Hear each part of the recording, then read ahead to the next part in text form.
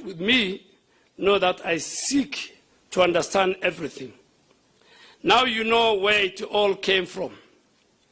And yes, my colleagues, and most of my cabinet colleagues sitting here, and my boss, Your Excellency, Mr. President, and your deputy, you too have stories. And if we suffered a few years ago, is there anything to go by? You owe Kenyans books. I know that right now you are very busy, but when you get the time, please pen down your memos. Switching gears now, let me tell you that this is a book about politics, about power, about leadership, and about public policy. I write about how I got started in politics. I have worked very closely with all the key leaders in Kenya, the late President Mwai Kibaki, former Prime Minister Raila Odinga, former President Uhuru Kenyatta, and now with the current President, my boss and friend, Dr. William Ruto. I speak about the courage and loyalty in friendship, as exemplified by my boss here. We have suffered together. We have thrived together. Mr. President is now leading us to transform this country. We have a lot of work to do, and I hope this book will alter those who are keen to sabotage our agenda or derail our progress, that we are all working for the people of Kenya. If we win, Kenya wins. There's also a chapter about legislative leadership. My colleagues from the parliamentary leadership sitting here, former Speaker J.B. Muchuri, and our current Attorney General, the current Speaker Moses Wetangula, Papa wa Roma, my cabinet colleagues, and former majority leaders in the Senate, Kithure Kindiki, who also became at one time our deputy speaker, and Kipchumba Murkomen, the current CS for transport. They all know how hard it was to set up a bicameral parliament, the tension between the two houses, and how we got to balance. I also tell the story of devolution as a chapter, and the tension between the Council of Governors and everyone else, including the executive and the two houses of parliament. My friend Isaac Ruto, Mr. Speaker, was to be here today. I invited him. He's on his way coming, because he's very central in this book. He was part and a parcel of the struggle. He helped us pin together the URP Constitution.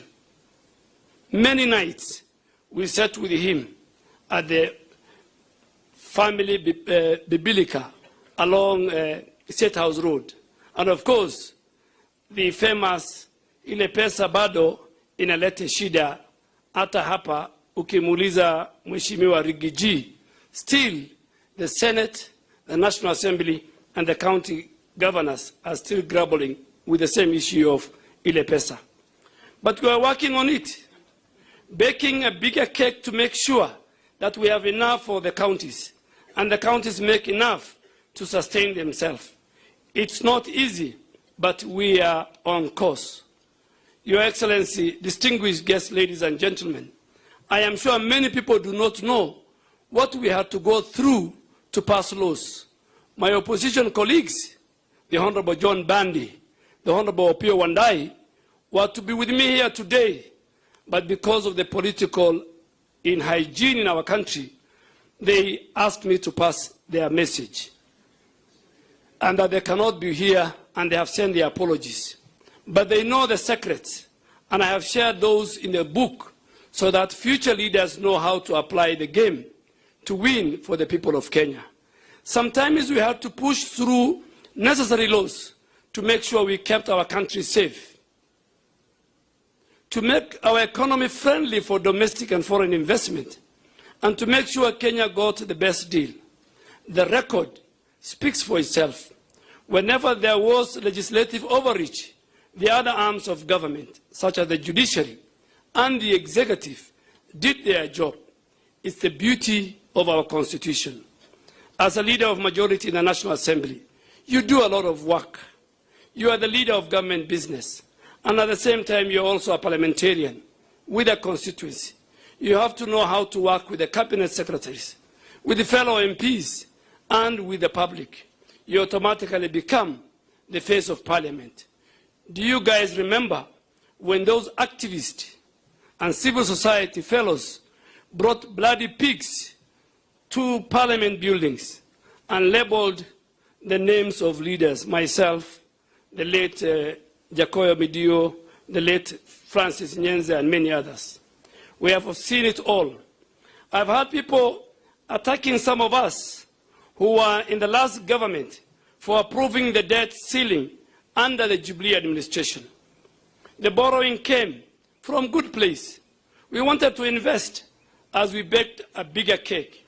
But instead, people minted the money, changed the scope of the projects, and began diverting attention when we complained about the wanton corruption in the last 5 years of the previous administration. But seriously, how do you build a railway that ends in a thicket? Move business from Mombasa, a thriving port in East Africa, to a bush? I know they say, build and they will come. But you don't need to kill the economy in one corner of the country for it to grow in another corner. Our development has to be inclusive, and I think we ought to have done better with the taxpayers' money. Thankfully, President Ruto corrected that policy mistake immediately he took over and took the port business back to Mombasa. There are many more that we are correcting, and we believe we will fix the economy and make it work for everyone. On the debt matter, we decided, because we are in a hole, we will not stop. We will stop digging. And as the president and his deputy have said many times, we have everything to make sure that we cut down on the borrowing, raise more funds, and rebuild our economy for the benefit of everyone. It will be painful in the beginning. As a businessman, as a Kenyan, and as a leader, I can tell you that we need to fix the economy now. We have to find money to pay the debts and grow our economy. And we can no longer borrow from Peter to pay Paul. Your Excellency, distinguished ladies and gentlemen, the Cabinet Secretary, Honorable Musalia Mudavadi, is here. He appears in one of my important chapters. He knows the story of 2013. He bought a copy of my book a few days ago. I did not tell him the inside story of the Madimoni scandal. He has his version to tell us one day. But for the first time, he gets to hear my side of the story. Maybe Honorable Musalia, when he gets the chance to speak today, he will tell us his side of the story of the Madimoni scandal. Honorable Musalia Mudavadi is a very tough man, a brilliant economist. I tell everyone that Musalia's speech, known as the earthquake, was brilliant. He diagnosed Kenya's economic problem very well. He knew the situation, and now together we are working to remedy that. When Musalia said, "Tusidanganyane," I felt it. He spoke his truth, many truth, and the truth of 50 million Kenyans. I put that on record too, and I hope he'll get the time to also put it on record. And his speech appears in my book. Your Excellency and distinguished ladies and gentlemen, there's a whole chapter on how we told disbelieving Kenyans that the cases at the ICC were political international conspiracy. Winning those cases was a master class in politics and in geopolitics. You just have to read the book to understand what the current president and the former president had to go. What we had to do to tell our friends, and many, many friends internationally and locally, that we knew their schemes and we were never going to deliver, their schemes are not going to deliver justice to the post-election violence victims in our country. But a book like this must have a very candid chapter, Mr. President. I have written a chapter on my ouster in 22 minutes. My ouster took 22 minutes at KICC. I served for 7.5 years, and it all came crashing in less than half an hour. Can you believe it? What could this book be without the inside story of the handshake and the suffering method out to my colleagues and Kenyans in the dying days of the Jubilee administration? You see, sometimes we think it's all politics. However, politics can get too costly. It affects the life of real people. We can be mature about it, play our politics progressively, putting public interest first. I have done it in my constituency for the last 16 years, and my development record gotten me elected 4 times in 4 elections in 4 different political parties.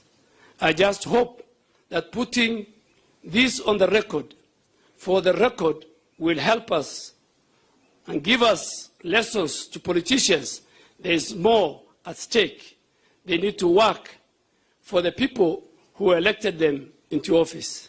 Your Excellency, ladies and gentlemen, distinguished book lovers, as I conclude, let me recap that if this book inspires any hustler to pray to God, to work hard, and strive to succeed, then my job is done. I dedicated this book to my mother, a woman of courage, for teaching me all the values, and to the young people of this country, for all the hopes and the hot fires that you lit under our seats. I hope young people, and more so even in my house, and I think all I can speak for them when I say that as a government, we hear you. We will do everything we can under the leadership of our president to make sure you achieve your dreams.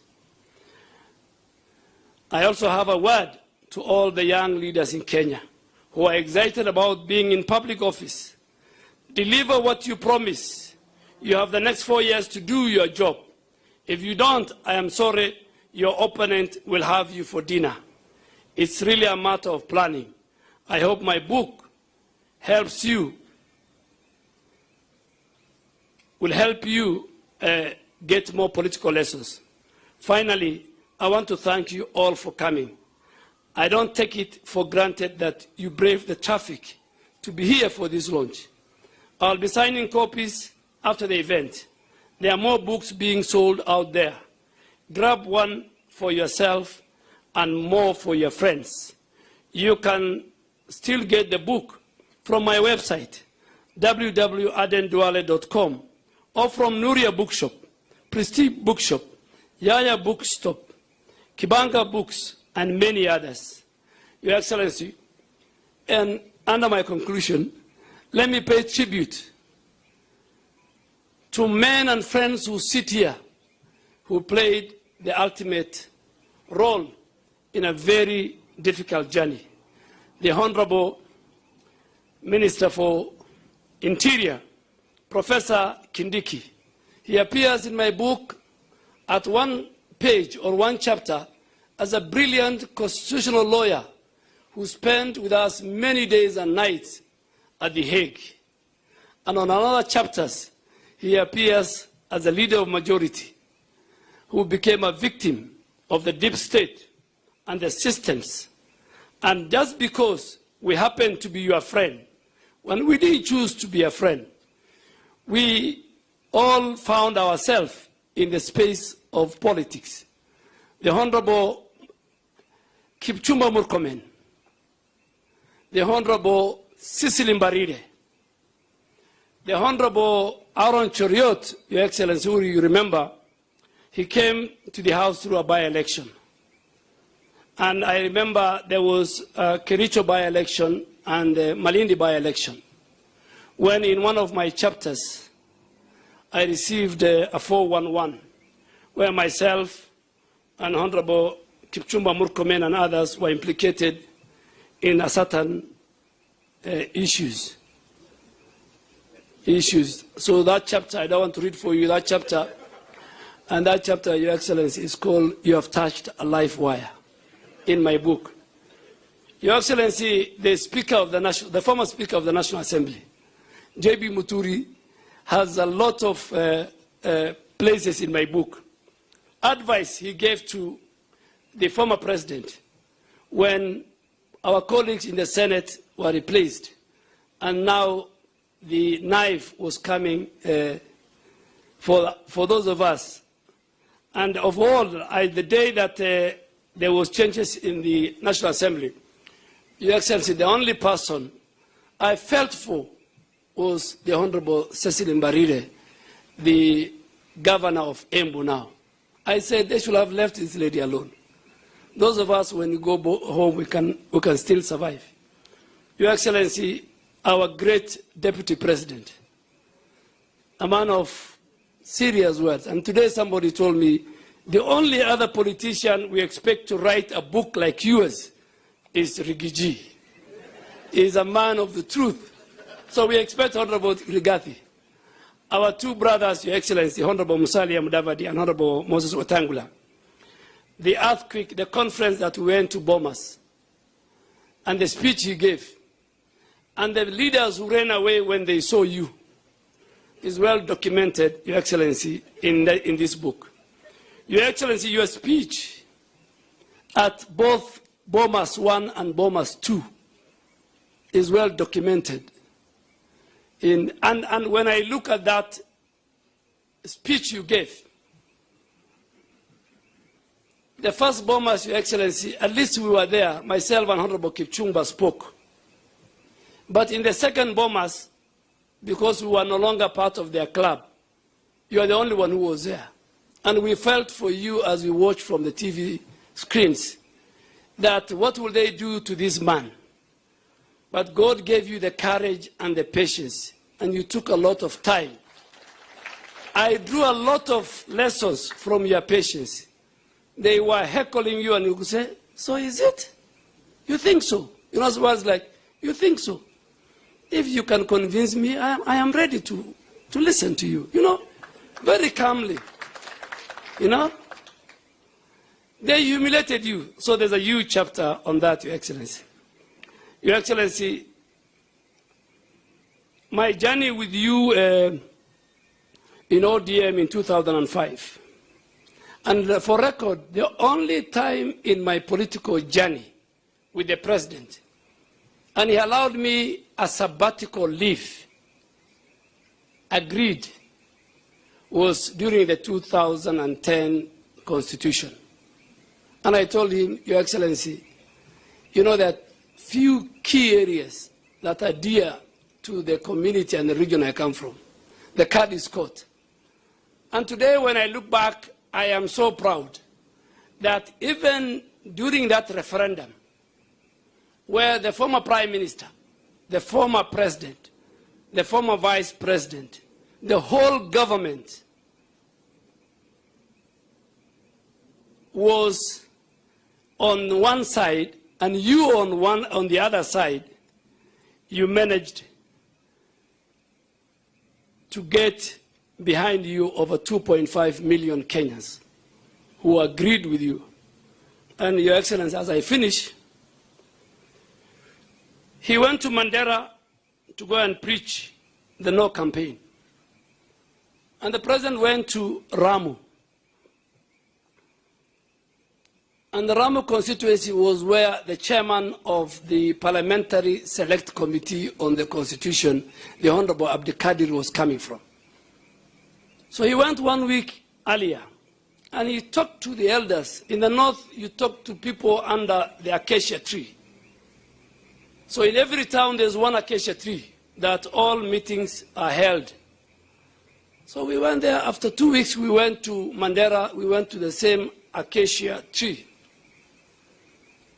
And when the meeting started, I don't want to go into the issues the elders have raised.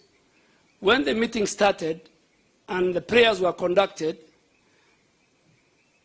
an old nomadic elder stood up from the back of the crowd with his bakora and he said, before you start, and you know we are with serious people, the late Honorable Haji, who was the Minister for Defense, the Honorable George Saitoti, the Kalonzo Musyoka, and he said, gentlemen, wait a minute, before you start your meeting, William Ruto was here under this Acacia tree. He raised 3 fundamental issues. I won't say them. You'll find them in the book. Because I don't want to offend people. And he says, unless you answer those 3 questions, which he said is in this constitution, you will not start your meeting. And you know, we pleaded, please listen to us, listen to us. He now mobilized other few elders. And he said, William Ruto's questions must be answered. And you can imagine, we left that place without answering talking to the people. When in the 2005, finally, there was a referendum of the banana and the orange. And that time, I was a young member of parliament. And the Iron Lady of then, and a powerful minister for constitutional affairs, you'll find in my book, called Mother Karua, and George Saitoti, and Kalonzo Musyoka, and many others went to Garissa. And by then, that region was completely against the constitution, because there was extrajudicial killing, there were many issues. So they were not allowed to address a rally in Garissa. Unfortunately, with all her arrogance, it's in my book, Mother Karua stood and called a press conference, and because she was so powerful, she told the minister, Saitoti, and the local administration that you guys, we can come to Garissa, have a cup of tea, not address the people.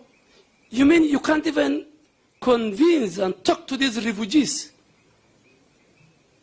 A whole region, in her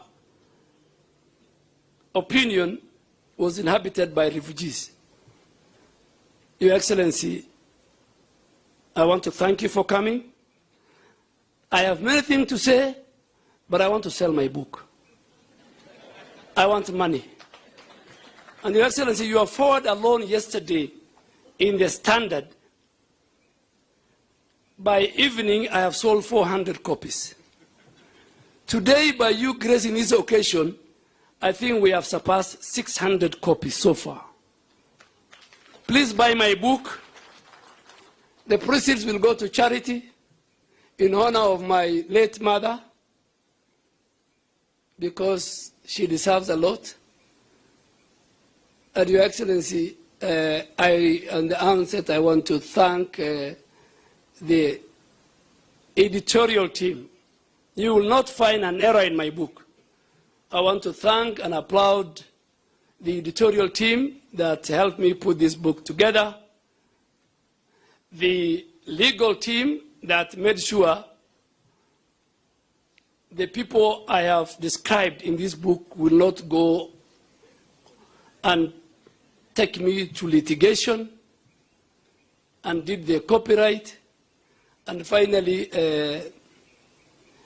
the bookstores who have in the last 10 days helped me sell my book. Your Excellency, finally, I want to thank most sincerely the diplomatic corps. The Dean of the African Ambassadors is here, the EU Ambassador is here, the French Ambassador is here, the Turkey Ambassador is here, the Saudi Ambassador is here, representative of the British Ambassador is here, the Swiss Ambassador is here, and the UAE representative is here, and many, the Moroccan Ambassador is here. I really want to thank the diplomatic community. I want to thank my colleagues, members of parliament who are here. David Ochieng is here. He has, I have a lot of stories in my book about David Ochieng. The chairman of the Pastoralist Parliamentary Group is here. Our cabinet colleagues are here. Senior government officials are here. Religious leaders are here. Defense attaches at the back I'm seeing from our foreign governments based in Nairobi. Your Excellency, that's my story. Thank you very much. Please buy my book, help me sell, and I hope the President has committed to me. When I showed him this book, he looked at me and said, what? And you know where we were? We were 33,000 above sea level. We were heading to Kampala. So I just came to his cabin and I said, Your Excellency, this is the book I wrote. He looked at me and laughed and said, welcome, Honorable Isaac Ruto. Please clap for Isaac Ruto. Thank you, Your Excellency, and I'll allow the mic and maybe give about 2-3 minutes to very few of my colleagues who we share this journey together. Thank you very much.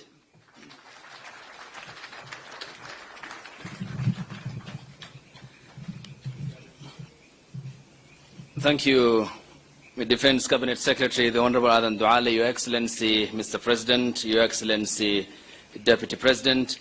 We'll go to the dignitaries that have been listed who will be speaking between 3 to 5 minutes for the running order to be in order. I now welcome to the podium Isaac Ruto, who has just stepped into the podium, the first Bomet County Governor, the first Council of Governors Chairperson, and a friend in the trenches with the Honorable Aden Duale. Yes, you can use this.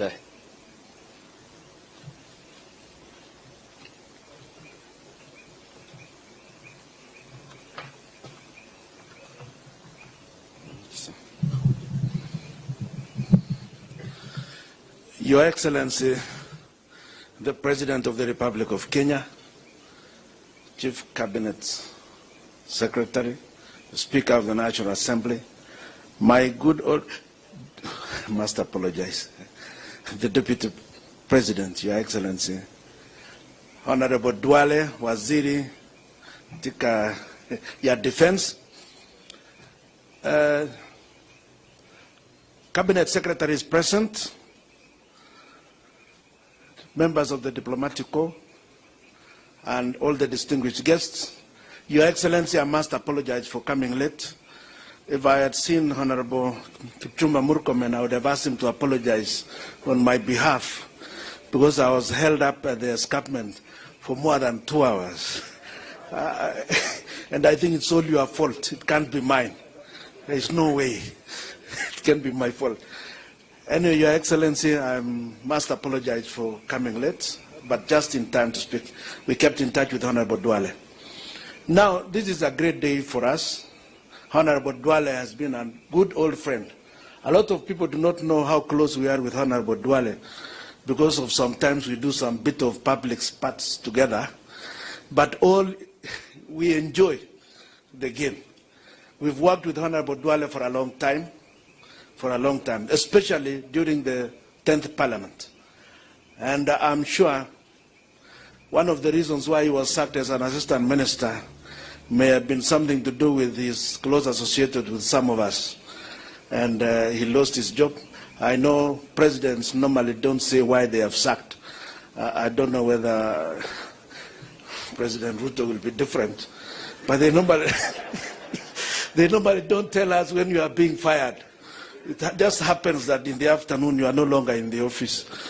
Honorable Duale was one such victim, but we worked together. We pushed especially the agenda of the new constitution together in Parliament. We also stood for those that appeared to us to be unfairly treated. And Honorable Duale speaks his mind. And I think that is one of the things we share. He speaks his mind, even if you are not in agreement with it, he will tell it to you to your face. And I think we are grateful for the rise that has happened. And I have not had the occasion to read the book, but I'm sure it must have said all that which is true, because he just notified me yesterday and I was in the villages. And I told him I'll definitely make it to come here. But Honorable Duale, I hope you'll continue being forthright, and I'm sure you have told us the whole truth in the book. It's good to be forthright. It's good to say that which you believe is right. And therefore, Honorable Duale, thank you very much. I'm sure this book, Nia Mama Yako, na yangu na wewe tuendelee namna hiyo. Asante sana and God bless you.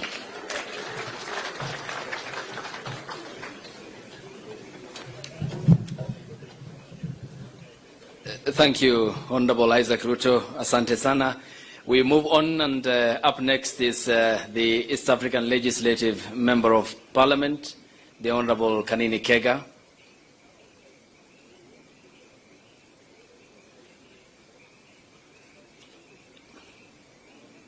All right, we then move to the United Democratic Alliance, UDA Party Secretary General, the vibrant politician, Cleophas Malala.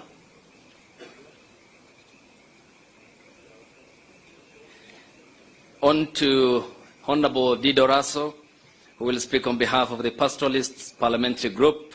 He is here, obviously present. Thank you.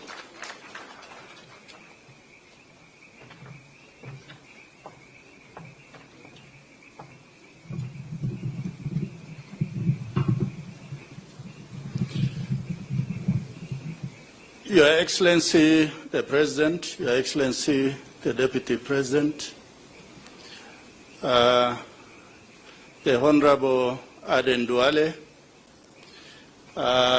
my colleagues from the Senate, the National Assembly, the Speaker of the National Assembly,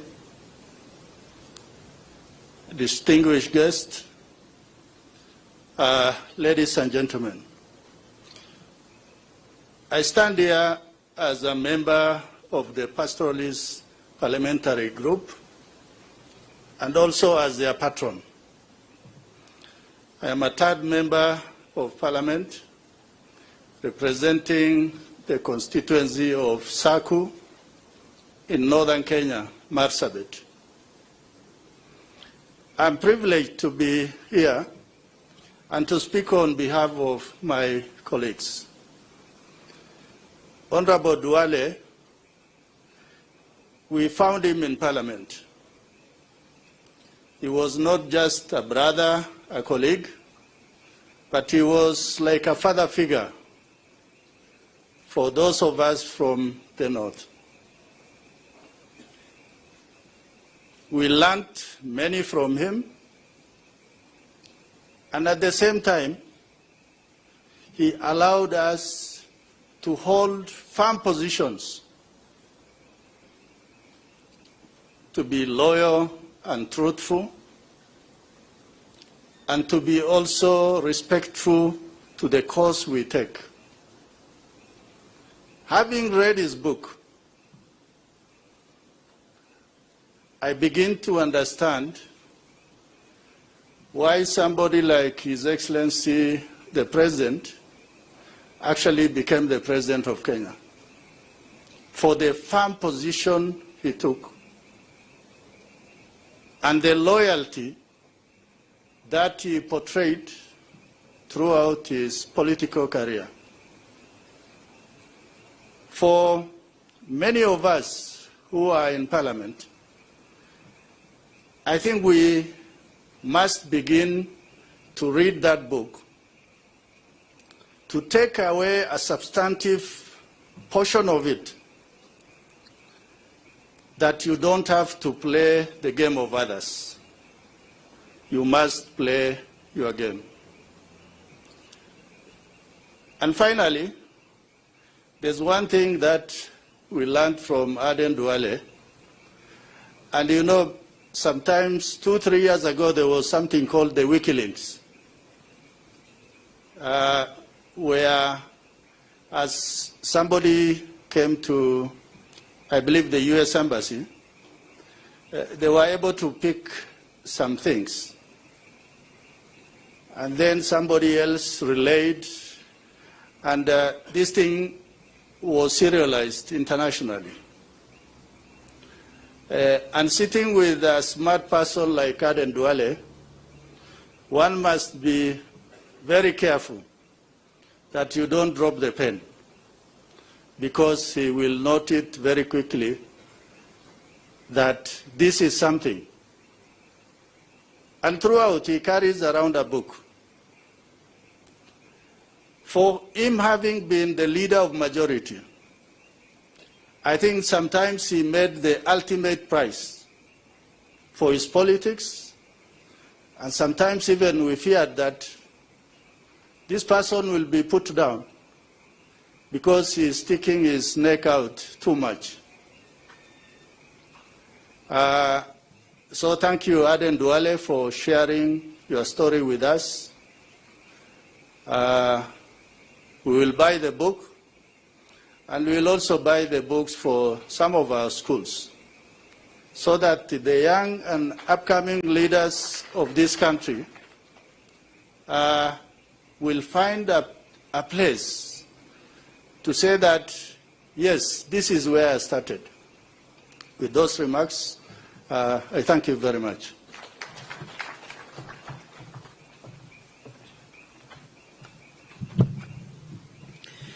Your Excellency, Mr. President, Your Excellency, Mr. Deputy President, having mentioned library, I was informed by the U.S. Embassy representative here that they have gotten 16 copies.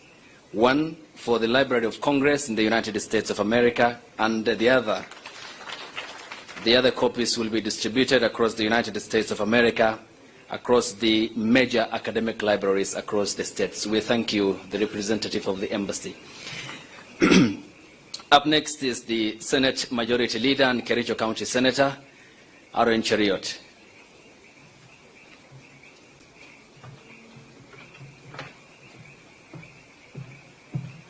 Your Excellency, the President, Deputy President, Prime Cabinet Secretary, the Chief Celebrant of the Day, the Honorable Aden Duale, and all dignitaries that are here, I greet you all good evening. I'll say three quick things. Number one is that when you're speaking, CS Duale, three things came to my mind. Number one is that you have achieved so much because you went to a great university. I know the university that you went to, tucked somewhere in the green, beautiful, lush highlands of the Rift Valley. When you were in class, you didn't have the distraction of matatus running next to your classroom or a discotheque distracting your activities as a student, like some of your neighbors next close to you. I'll not say who. Secondly, Aden, the thing that I celebrate the most about you is that you are a man of immense faith. You know, when you talked about standing by your friends, I remember the picture that is in the book.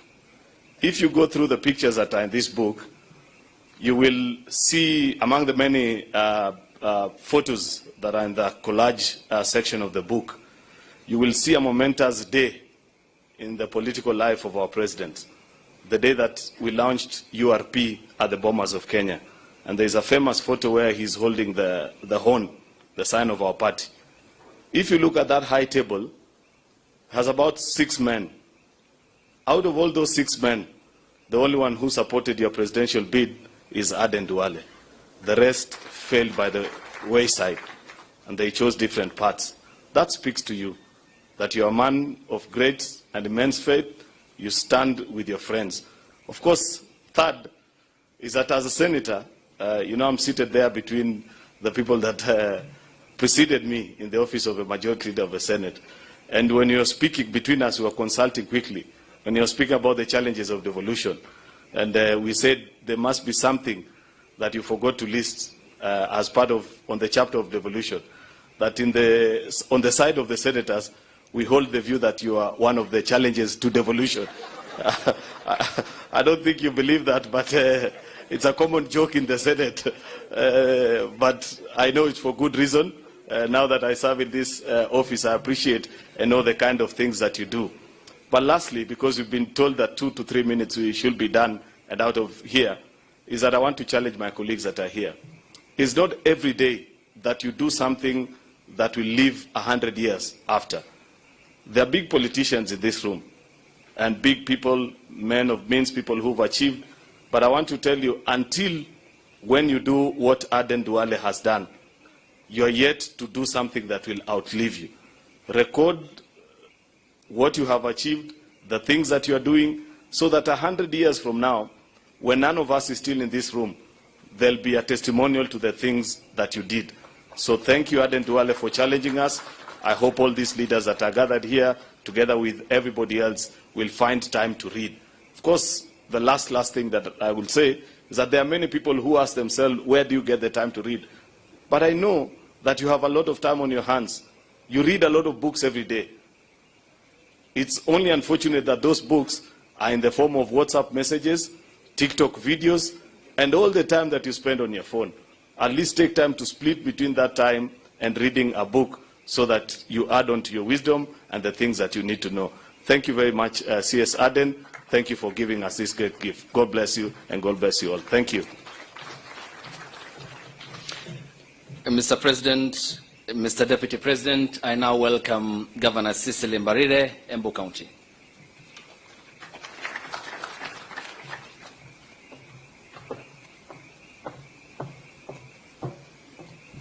Thank you, Your Excellency, the President of the Republic of Kenya, Your Excellency, the Deputy President, Cabinet Secretaries, the Chief Guests, my friend, Aden Duale, all protocols observed, good evening.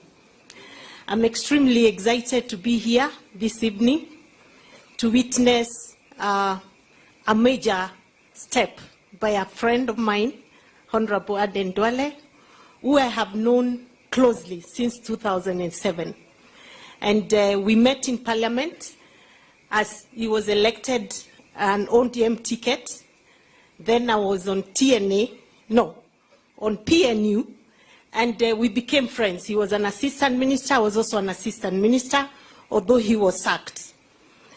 And the one thing I can tell you about Aden Duale is that he tells you what's in his heart. Upende, usipende, he'll just tell you as is. And if you want to look for somebody who tells what you will not be able to tell, give it to Aden Duale. He will say it.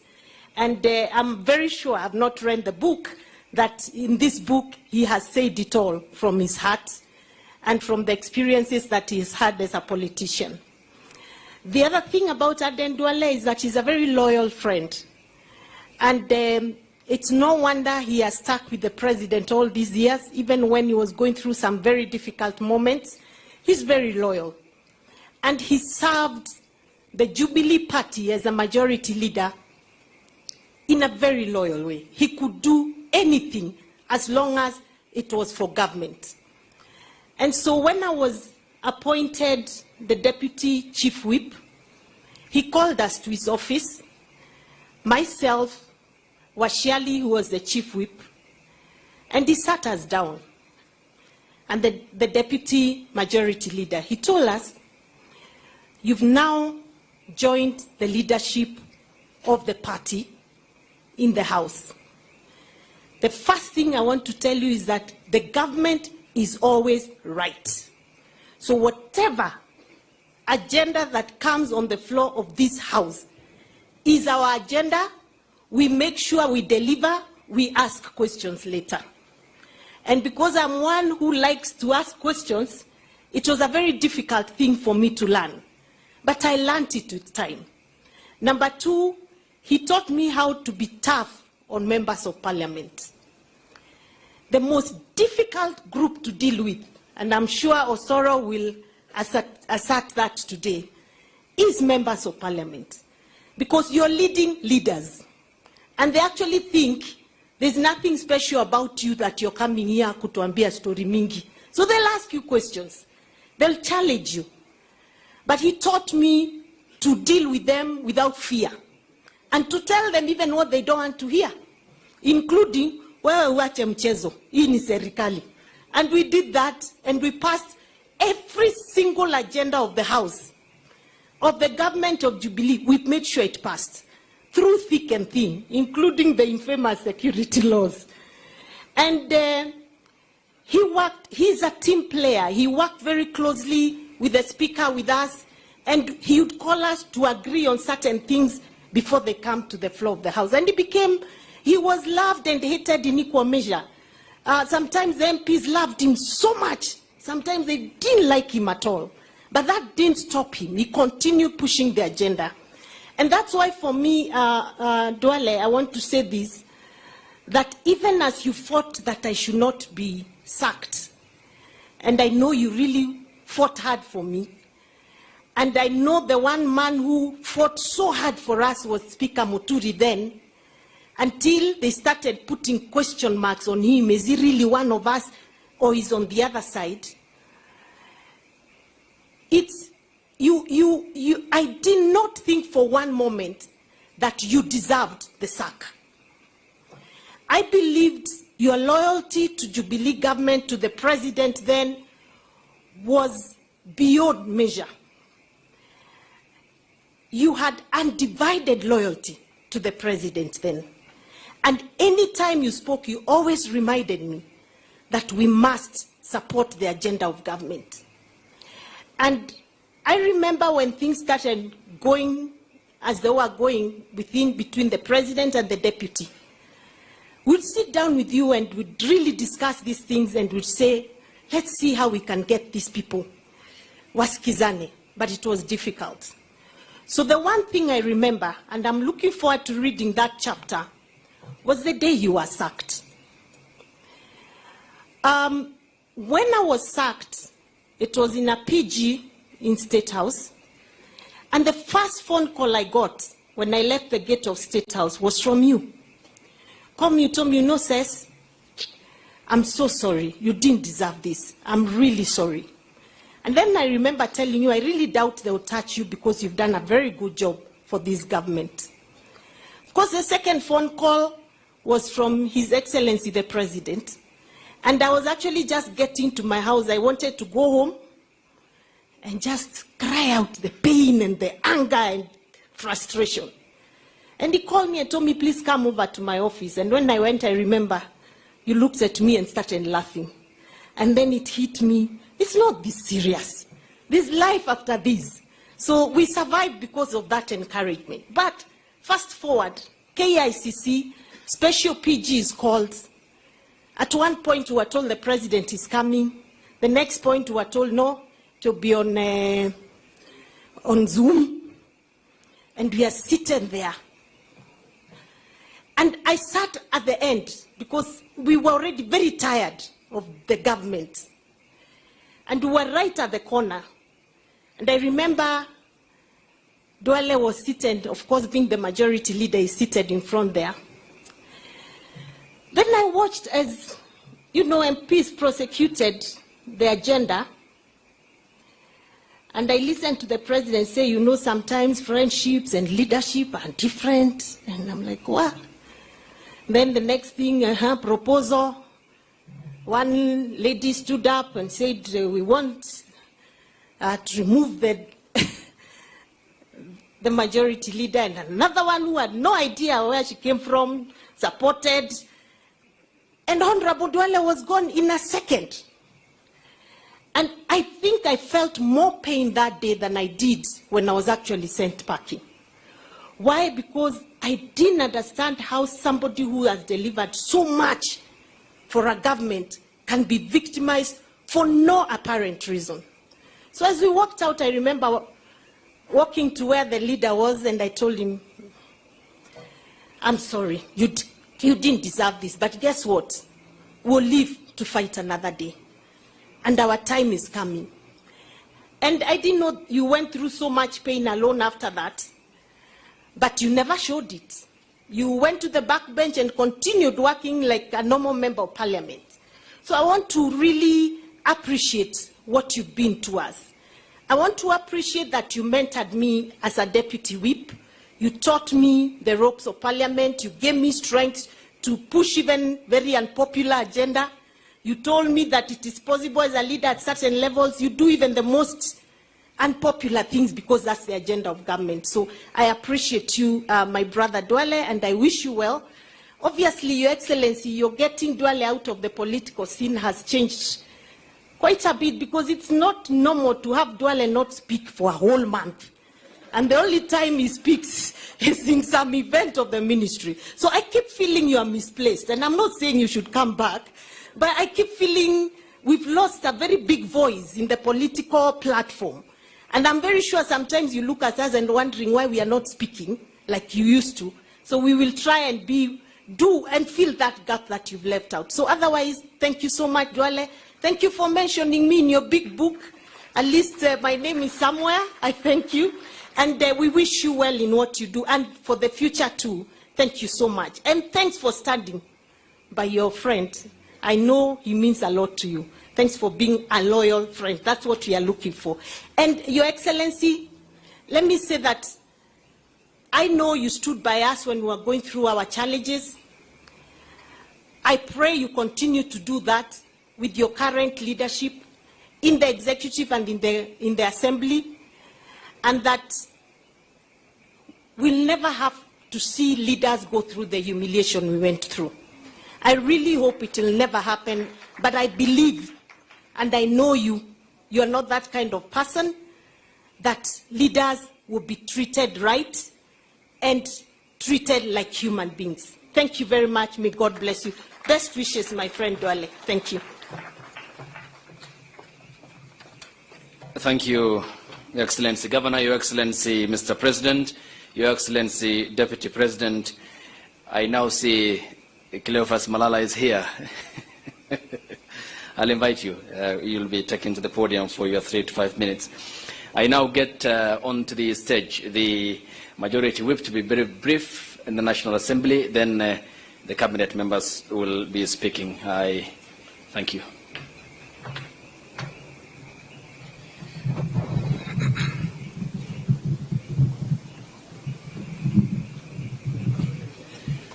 Your Excellency, the President of the Republic of Kenya, Your Excellency, the Deputy President, Prime Cabinet Secretary, Right Honorable Moses Wetangula, the Speaker, and all protocols observed. Your Excellency, I came to Parliament 10 years after Honorable Duale had joined Parliament. And it was quite admiring to share a plenary with Honorable Duale, because we had, we were used to seeing him on TV, on debates, and in political scenes, in political rallies. But there are 2 things that Honorable Duale used to tell us as new and young members of Parliament. Number 1, he told us that never forget your family. I remember him telling me that do not leave your wife for whatever reason. And today when I see you seated next to your wife, I see truly you live by your words. Number 2 thing that Honorable Duale used to tell us, Your Excellency, is that government does not lose. At times things could be very challenging in the flow of the House, but he would say that you cannot lose. And he was very sharp to the extent that when situations were challenging in the flow of the House, he would be smart enough to withdraw when he does not have numbers in the flow of the House. Fast forward, Your Excellency, I have learned that the things you would say are the things that I need to apply now. That as a leader in the National Assembly, I have an obligation to make sure that the government does not lose, even when it's unpopular, that it will not lose. And by the way, it's important for me to state that even as at now, as the Cabinet Secretary in the Executive, he still finds time to call some of us and remind us that, remember, you're a leader in the National Assembly, and government does not lose. Please do not lose. Although, Your Excellency, there are times that I questioned myself on really what friendship is in terms of politics. When Honorable Duale was ousted from office, at the very week he had pushed government agenda with zeal, that very week he was actually ejected from office, unceremoniously. But of importance is the way he behaved even after that. He took his back seat, was still contributing in the flow of the House, but he stood his ground. That shows that when you believe in something, then stick by it. And that is what we've learned from you. But in copying the words that Honorable Duale said, Your Excellency, I believe you also owe us a book. And I think it's important for me to say this. We need to know what happened in 2002, that you only left 3 of you behind Uhuru Kenyatta when you lost in 2002. And I think I need to know that. Then years later, like Honorable Duale has said, at Bomas, of course, there were issues. But what happened at the holding room before you came out, because what you saw is at the plenary. But there was a holding room. You, Right Honorable Raila Odinga, and His Excellency Uhuru Kenyatta. What were you guys discussing about that made Uhuru laugh all through when Right Honorable Raila was making his speech? Those are the things that we need to learn all through. But in conclusion, Your Excellency, with the fact that government does not lose, I also want to assure you that even the finance bill will pass. Government does not lose. Thank you very much. Thank you, Honorable Silvanus Osoro. And now to Environment CS, Soipan Tuya. Karibu Waziri.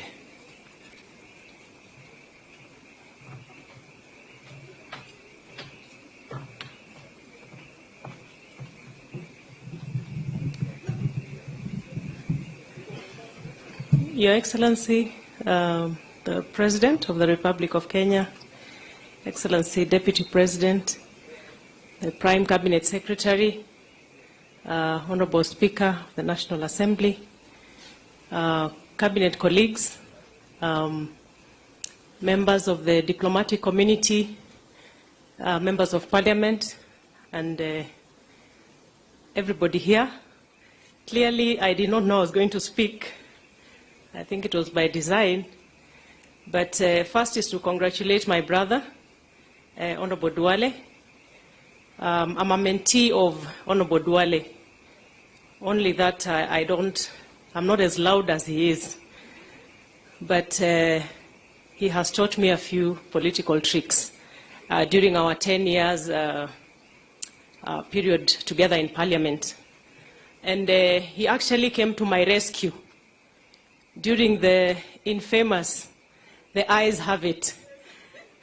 He stood by me when the speaker was somewhere behind the speaker's seat, and all my colleagues in the speaker's panel had deliberately absented themselves from the country. And I was called from maternity leave to deal with a very tough task. And from interactions with Duale, we had a small chit-chat before I went to the seat. And the rest is history.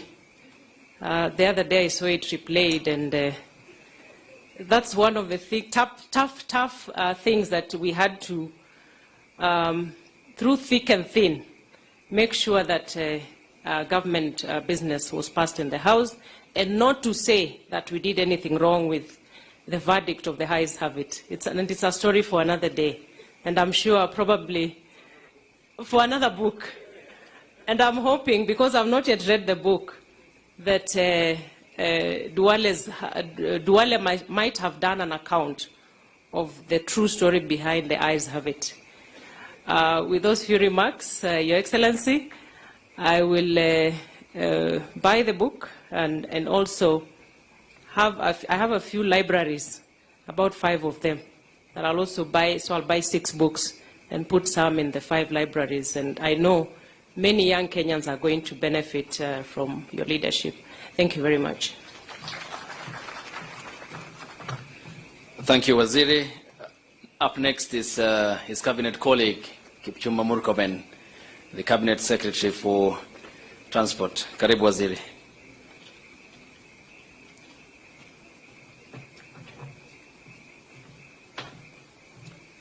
Your Excellency the President, Your Excellency the Deputy President, Prime Cabinet Secretary, Honorable Speaker, my colleague and the Chief Guest, Honorable Aden Duale, and all distinguished guests, good evening.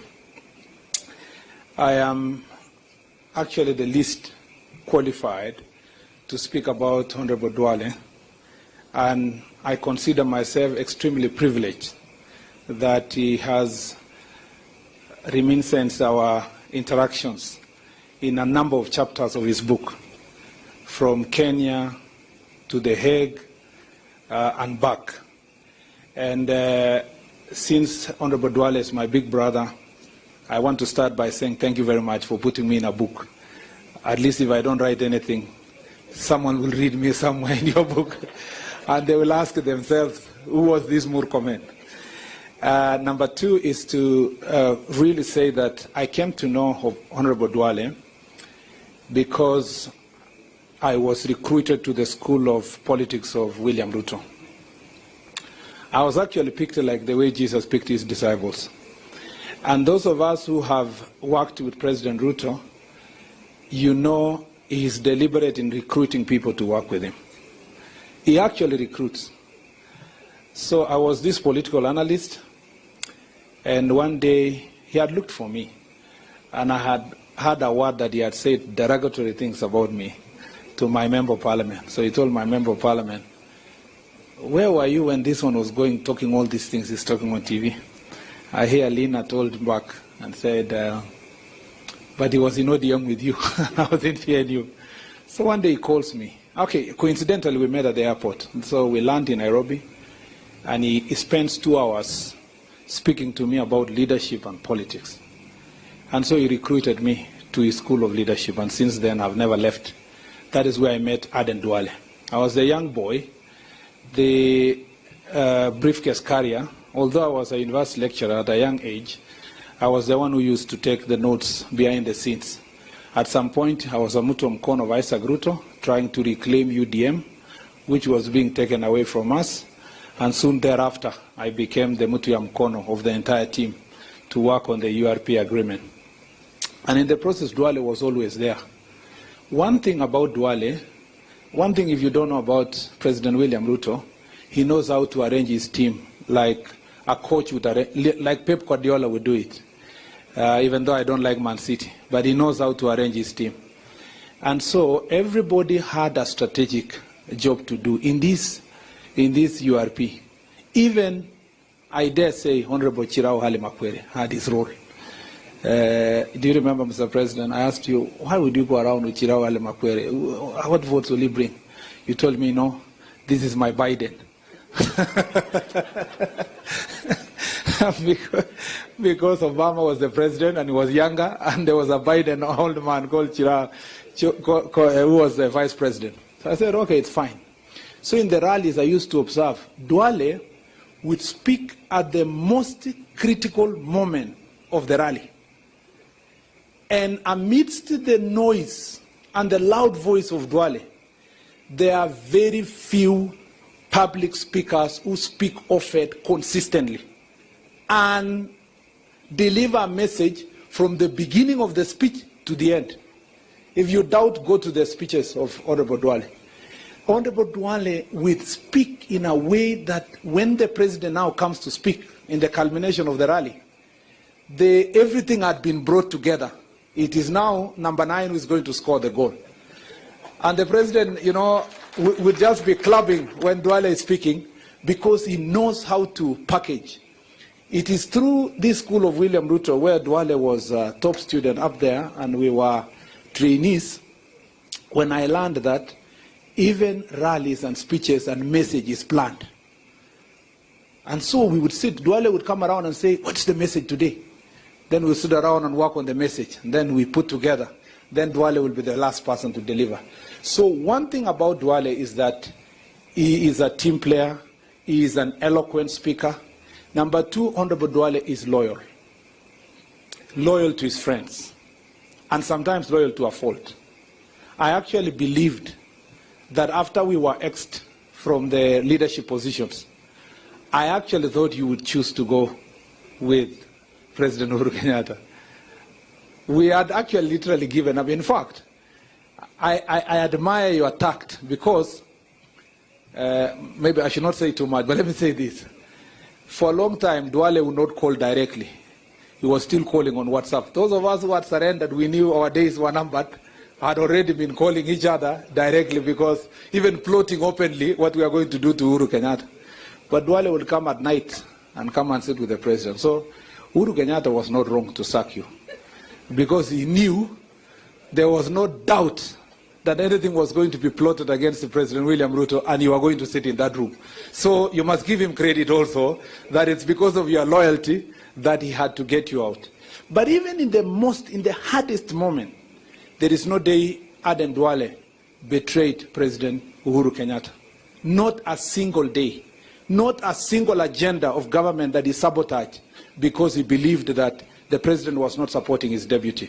He remained consistent, and that is the kind of leader you need when you are in leadership. The last thing I'll say about Honorable Duale is he was also wrong in many ways. I don't think I agreed with Duale in many things, and we disagreed publicly. Yeah, we disagreed publicly. Duale would get so worked up, and we would go and tell the president, you know, hii mtu yako ni msumbufu. Hii mtu boss, weka hii mtu kando za ingine. Particularly, we disagreed completely about the bicameral legislature. I was a mtu wa mkono of first majority leader of Senate, Professor Kindiki. And I think there are many things that you hurt us, Duale, because sometimes you are like an elephant. When you pass through a place and you believe in something, you will clear the path completely. And many of your friends will agree with me that if you believe in something, everything else will have to give way for it. And even where we wanted to compromise a lot, to negotiate and compromise bicameral legislature, we never, you are no time for compromise. That's where we lost you. And as my friend, I'll tell you the truth, as a honest man. But because Memoirs is about history and times of all of us living, I did not come here to praise you. I just came to thank you for doing a good job. In the cabinet, I think time has come. When you dance in a stage, I think there comes a time you must exit so that others can play in that stage. Kindiki exited the stage, I became majority leader. I exited the stage, I think the current majority leader is doing even a better job than us. One thing I've learned, and I think that is something we must all learn from Dr. William Ruto, because we are all students of his school, including what he has forwarded here, is that as a leader you must not be petty. You must be ready to facilitate others to even be greater than yourself. And you must be patient in mentoring people. If President William Ruto was someone else, he would not continue to have Duale as his friend, because so many people came to him to tell him, you must leave Duale. So it was not just loyalty of Duale to President Ruto, but President Ruto was also loyal to his friends to a fault. And that's why he stood by Duale and the way he has stood by him. I don't want to say much because I would look like I will be soliciting you to be kept in cabinet forever. Let me just say that I admire what you've done. You've challenged us. I am not ready to write a book now. Some of us are not as courageous as yourself. There are some things if you say now, some of us don't want to commit yet. And there are some things you said in that prologue. Honorable Duale, in men's conference this year, you will be displayed. Thank you, Mr. President.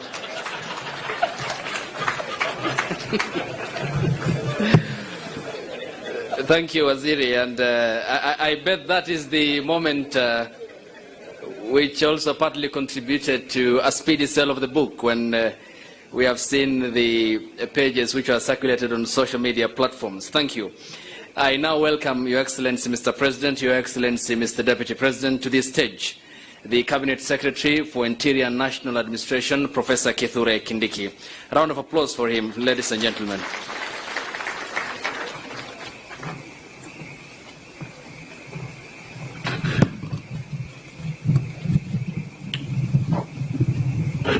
Mr. President, Mr. Deputy President, and all the important guests present here, my friend, my brother, Aden Duale, and your wife. Your Excellency, the President, allow me to also say I'm delighted to be here. Number two, to say that I'm privileged to have been a friend of Aden Duale for many years. Even before I joined Parliament, we knew each other with Aden Duale because of the ICC. In the years preceding the 2013 election. And we spent very many days and nights agonizing when we were in trouble and celebrating whenever we had breakthroughs. We don't have time to recall so many things that we can say. But Aden Duale, you've done us proud. Unlike my brother Kipchumba, my book is also on the way, and that is the way to go. President Ruto has taught us, those of us who have learned leadership under his feet, he's taught us loyalty. And tonight, there is no greater testament of what loyalty does than to see my brother Aden Duale launching his book here as the Cabinet Secretary for the Defense of Kenya. It's amazing. My brother, I think you have still some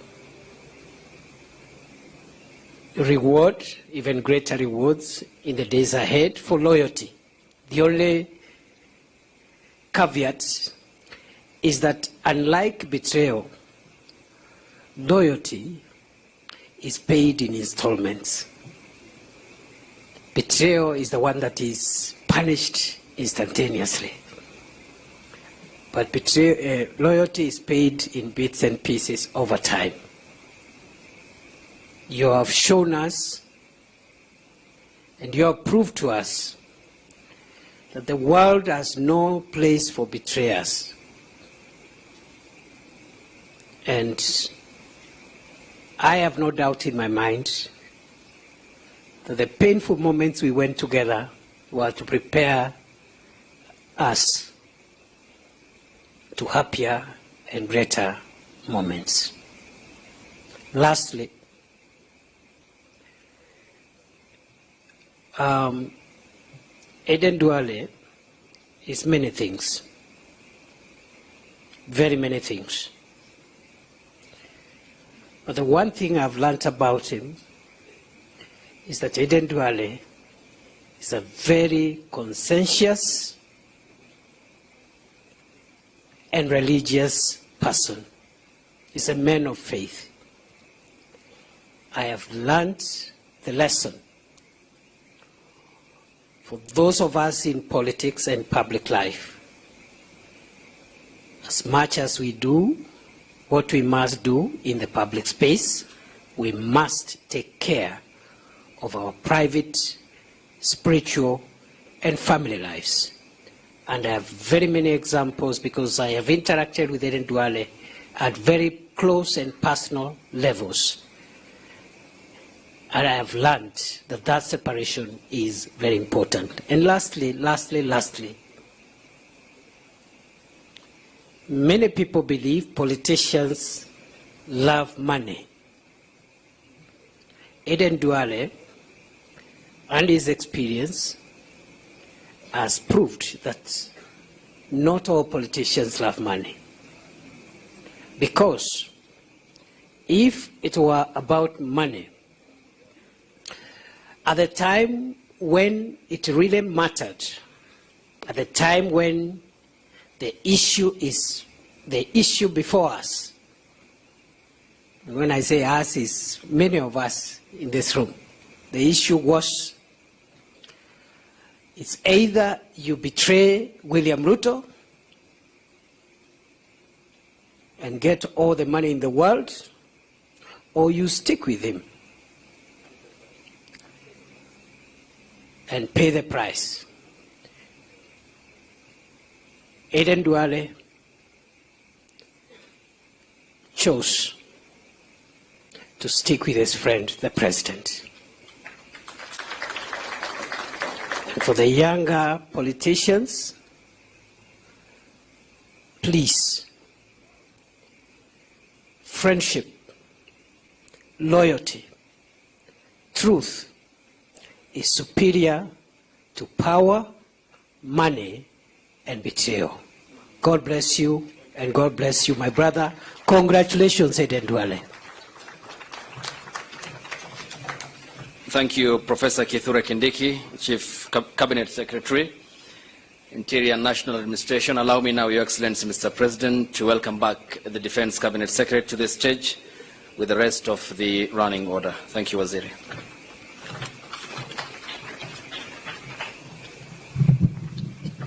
Your Excellency, what we agreed with Isaac Ruto, he didn't say it. Last night, when he was in Bomet, I told him, please don't revisit when we were in Narok University on this maneno of E-Pesa. But he assured me, he will say that sasa, hii serikali ni ya mama yetu. Which he did not say. Your Excellency, let me, just 1 minute before I invite the Honorable Attorney General, let me just thank Honorable Sankok, our former nominated MP. This man stood with me when we were sacked. We formed a caucus of Cecily Mbarire, Alice Wahome, Kimani Ichung'wah, who is in the US, and many others. And every day he was diligent. And at times he could cause chaos by defending our cause. Your Excellency, in this gathering, there are members of my family, extended family, my brothers, my sisters, and I want to recognize them. Let me now call a man who I served with for 7.5 years as my leader, as the Speaker of the National Assembly. He has some chapters, and I allow him, after he finishes, he invites the Speaker of the National Assembly, and the Speaker invites Honorable Musalia Mudavadi, and Honorable Musalia invites the Deputy President to invite you, sir.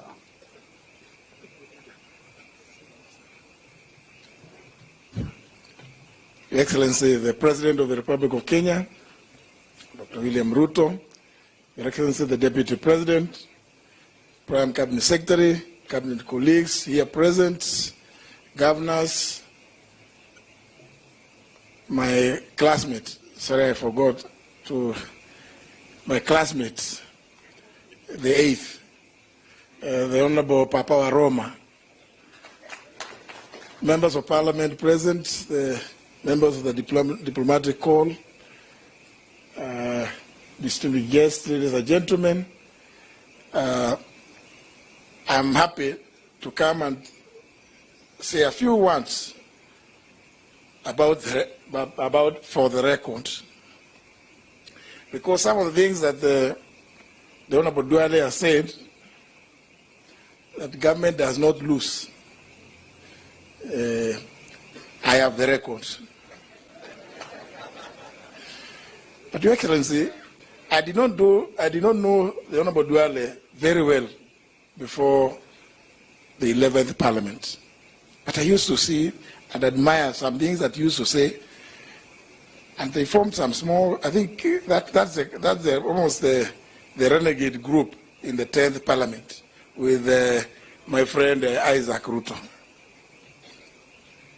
But Your Excellency, you recall the meeting we had at the Great Rift before the 11th Parliament was inaugurated, and on the 31st of March 2013, members came to the House, and I was watching as you had told me, you hid me somewhere, and I was just watching. This guy, I don't know him very well, but he's busy mobilizing people to vote for me.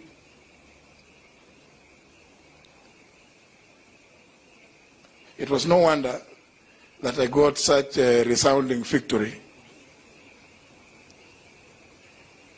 Fast forward, Your Excellency. This gentleman, the Honorable Duale, is a very unique character. I don't know how many times Duale would visit my office. And I kept wondering, why is he coming? But it's because of some of the things in this book, because they are in the records. So even as Soipan would go and have some little trouble there.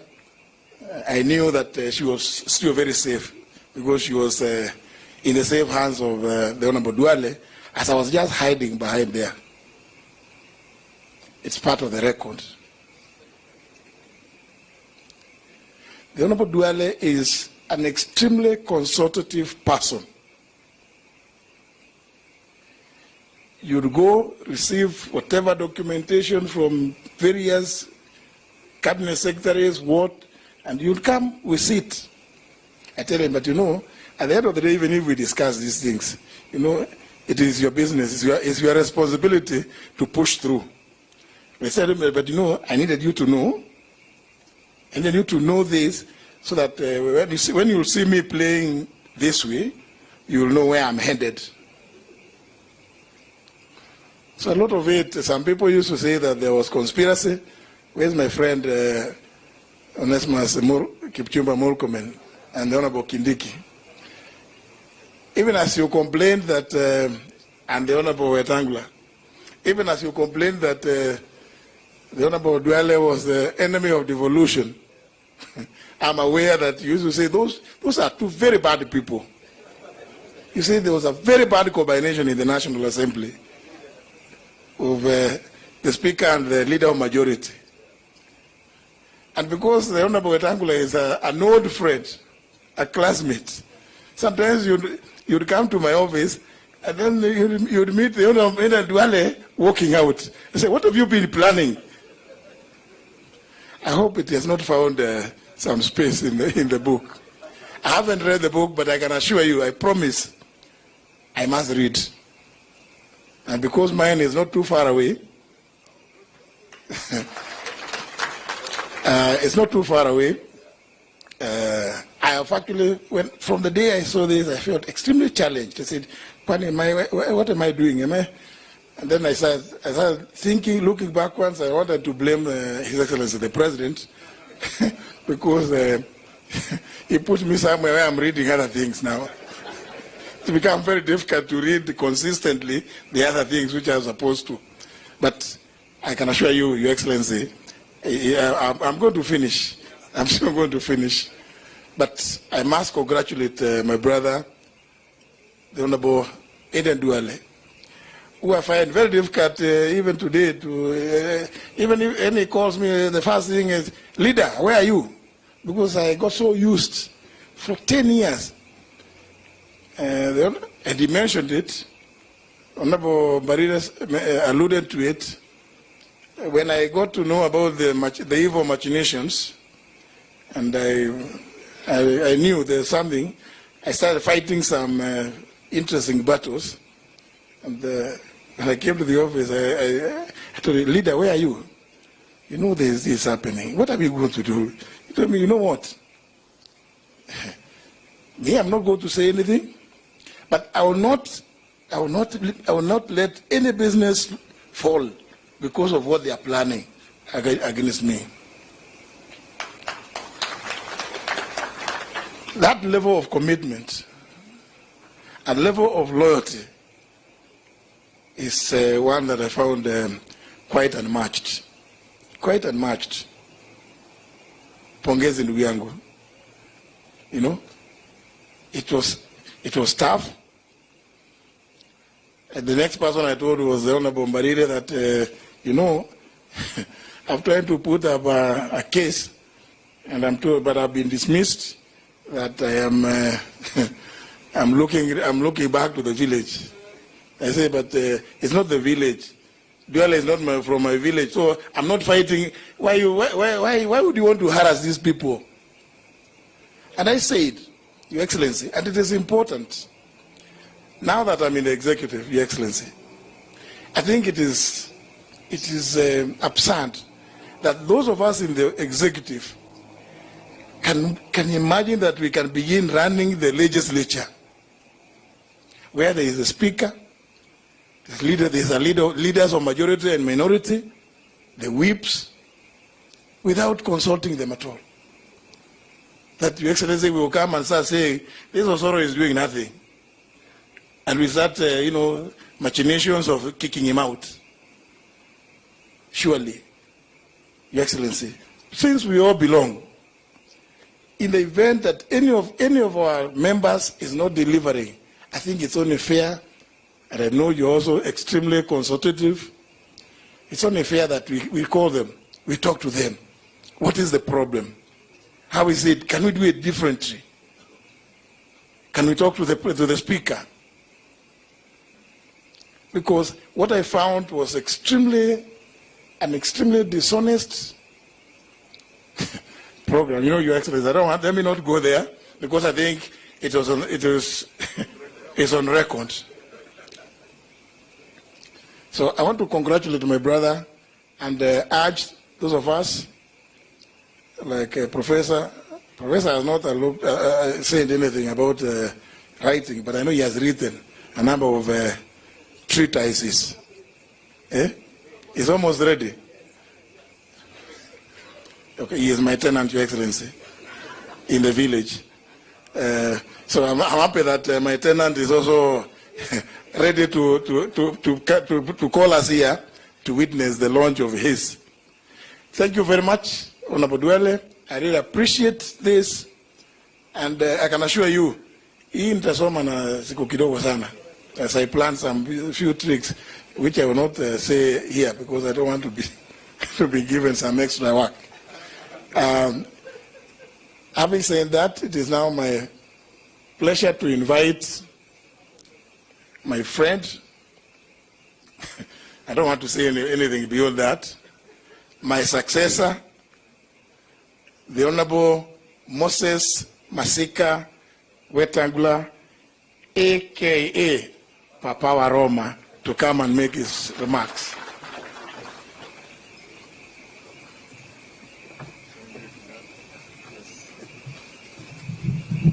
Thank you very much, Honorable Muturi.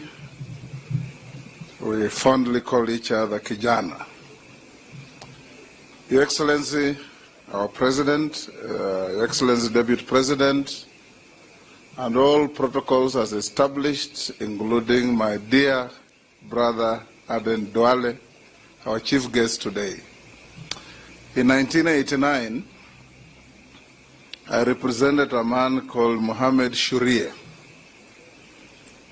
He had been accused of murdering a conservationist called George Adamson. I was instructed by some member of parliament from Fafi called Ibrahim Salat. When I got him acquitted, a week later, while in my office, some tall, lean young man walked in to come and say thank you for representing my uncle. And that lean, tall young man was Aden Duale. And we knew each other from then and became good friends. Yesterday, Aden Duale walked to my office with a copy of the book, signed it for me, left it with me, and in the evening I did a quick John F. Kennedy type of reading of the book. And I can stand here and tell you, Aden Duale, that you've told a good story. And Chinua Achebe said, don't wait for anybody to tell your story. You must tell your story. And everybody must tell your story. Reading this book, Aden Duale has just led Kenyans into the most poorly guarded secret of Kenya's politics. Backstabbing, betrayal, arrogance, greed, name it. It's all in this book. But what is important is that those of us who know Aden Duale, you know, one time when I was unceremoniously stripped of the position of leadership of the minority in the Senate, and I had spoken with mercurial English on the floor, Aden Duale called me. When I picked the phone, he laughed uncontrollably for 2 minutes. And I asked him, why are you laughing? He said, I knew it was coming. Because you're working with people whose political trademark and tool of trade is backstabbing and betrayal. So you've just joined the rank and file of those who have been betrayed. That is one of the chapters in my book that is forthcoming.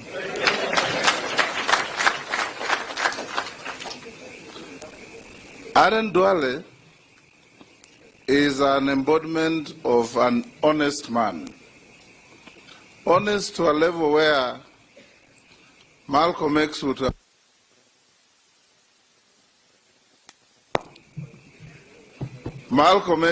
called him a house nigger.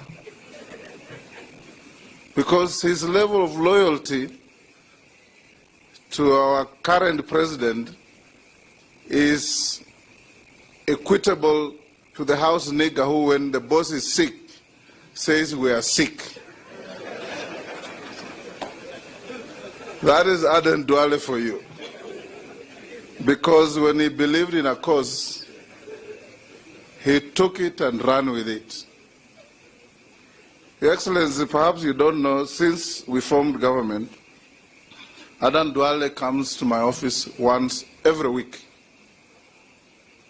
to sit and talk to me, and we compare notes, how things going. We must make this country move forward. Thank you, Aden Duale, for being there for many of us. And in writing your book and placing it before Kenyans, you've done a wonderful thing. After 3-4 years, write a second edition of your book, because there are some things that you'll remember you didn't give them enough detail, and so on and so forth. I don't want to say too many things, Your Excellency, but I want to say this, that Aden Duale, you've shown Kenyans that a good leader can step on the shoulders of others to rise, but must also be ready to have his shoulders stood on by others to rise. And you've demonstrated that very well in your conduct, in your speeches, in your everything. I shared the views of Murkomen and Kindiki that you are a constant obstruction to the growth of devolution in this country when you are the majority leader in the National Assembly. And I repeatedly told Kijana Muturi that why are you so close to this obstructive character? But it is good to believe and do what your heart tells you. And I suspect, even as you are a pious Muslim, you must have read a bit of the scriptures. Because in the Bible, a man called Judas Iscariot, after betraying Jesus, was so troubled by his conscience that he tried even to take back the money he had been bribed to betray Jesus. They refused to take back the money. He went and hanged himself. So you must have learned a lesson from there that when you betray people, you'll have such internal turmoil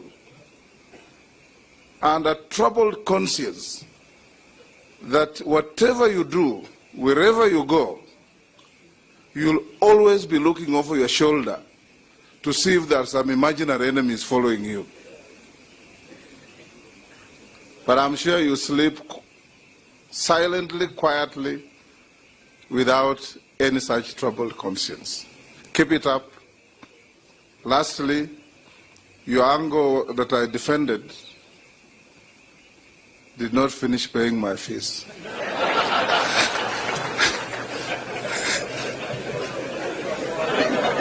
Now that you have tremendous income coming through the sale of your book, you may have to visit me for us to look at my file. Thank you very much. I'll now invite the Honorable Musalia Mudavadi our Prime Cabinet Secretary. Hongera sana ndugu yangu Duale. Keep it up.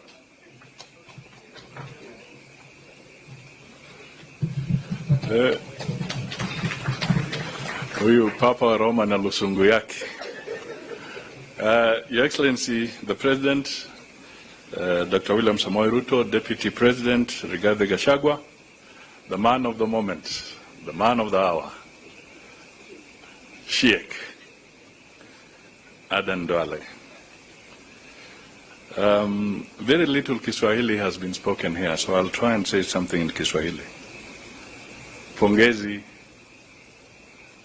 Sheikh Aden Duale kwa kuweka rekodi ya ziara yako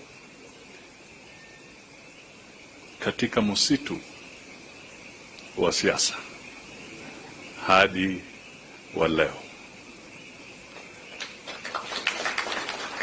Katika huo msitu umeweka rekodi vile uliepa simba,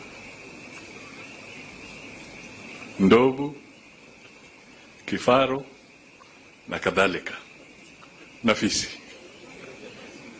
Kwa hiyo tunasema pongezi kabisa kwa sababu umetupatia rekodi hiyo, na ni vizuri wenzetu pia watupatie rekodi yao tukienda mbele. But now let me just point out one or two things. I had a chance to also scan through the book, and there's a thread of courage. It takes a lot of courage to say the things you have said, but also to have gone through those things and you come out in one piece. You have been very frank. You have also shown that you have endured and you have the capacity to endure and to go through challenges without falling apart.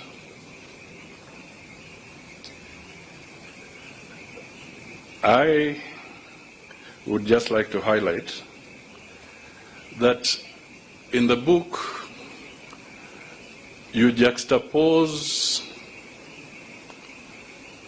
political deceit and political forthrightness very vividly, where one can see the bad side of politics and even the good side of politics. Your Excellency, there is a book by Jeffrey Archer. They call it, I think it's Jeffrey Archer, Honor Amongst Thieves. Some of you have read it. What Duale has brought out here is that there can also be honor amongst politicians. Politics is not always dishonorable. It is really what we choose to make it. And this book brings out a very strong statement on that particular aspect. Finally, the Honorable Duale asked me to say something about Madimoni. For those who don't know, Madimoni simply means ghosts, evil spirits. I was taught in my culture from childhood that at night you do not talk about ghosts and you do not talk about evil spirits because you shall have bad dreams. Since it is dark, I will leave the story of Madimoni for another day. So let me now call the Deputy President, Rigathi Gachagua, to come and make his remarks and invite the President.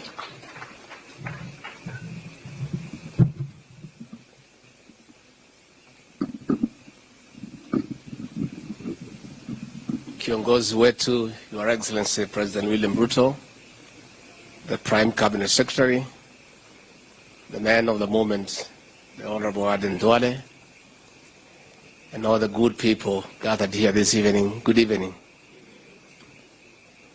Your Excellency, today we have left it to Duale to be the truth person. And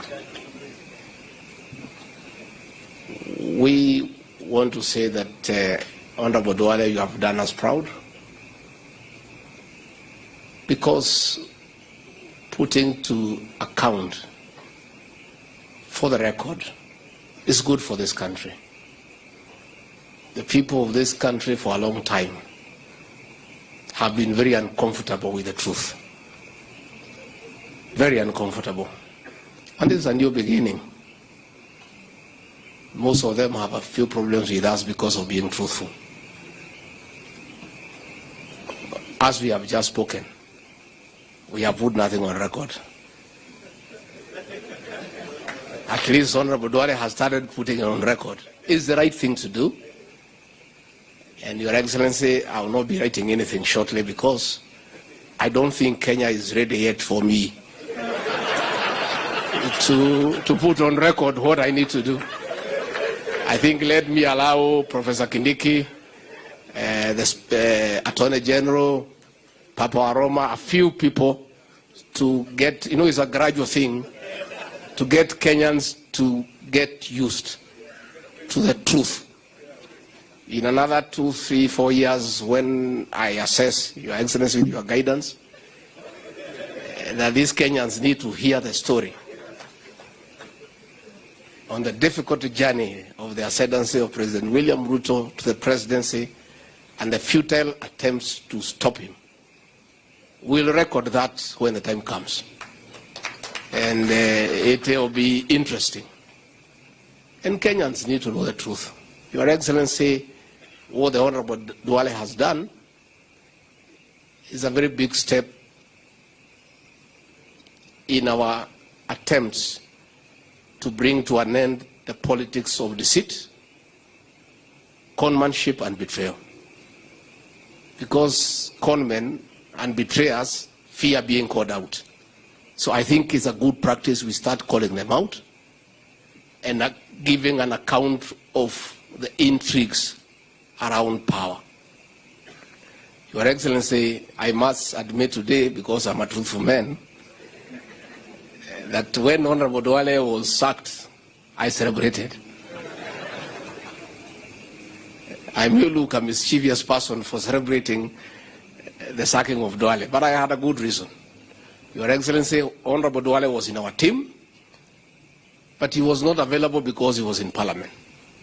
He was in the National Assembly pushing the agenda of Jubilee and President Uhuru Kenyatta. So when he was sacked, I was very happy because he was now available for us in matters strategy and in matters messaging. And we took advantage. Kenyans hate betrayal. Kenyans hate people being treated unfairly.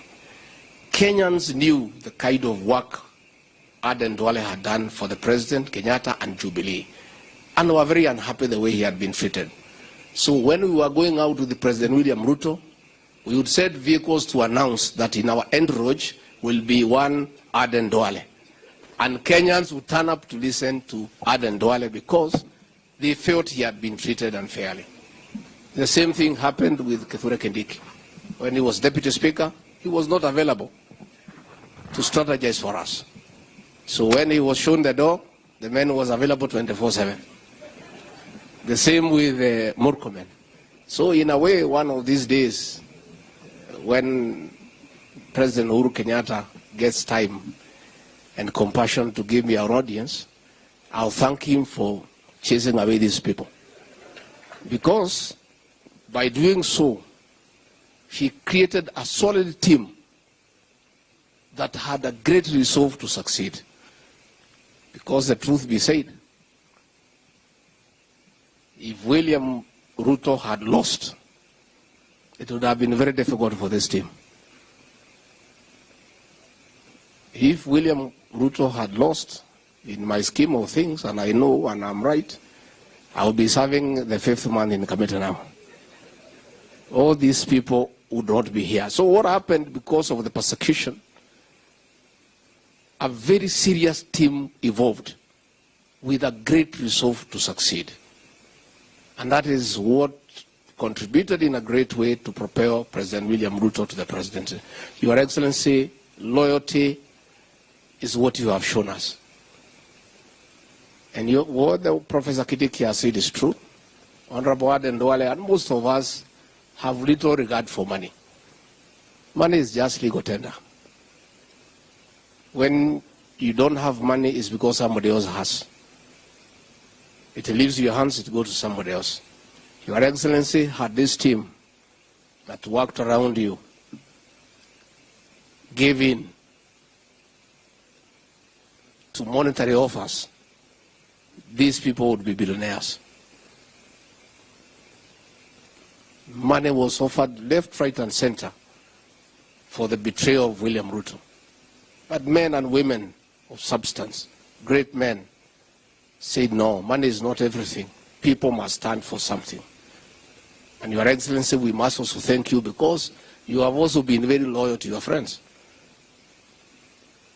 And it's clear that a man who was persecuted because of standing with you today is the Minister for Defense in your government.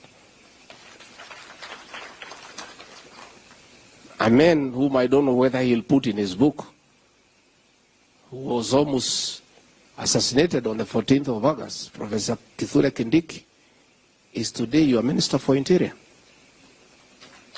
Kipchumba Murkomen, who was thrown out of the Senate, is today your Minister for Transport and Roads.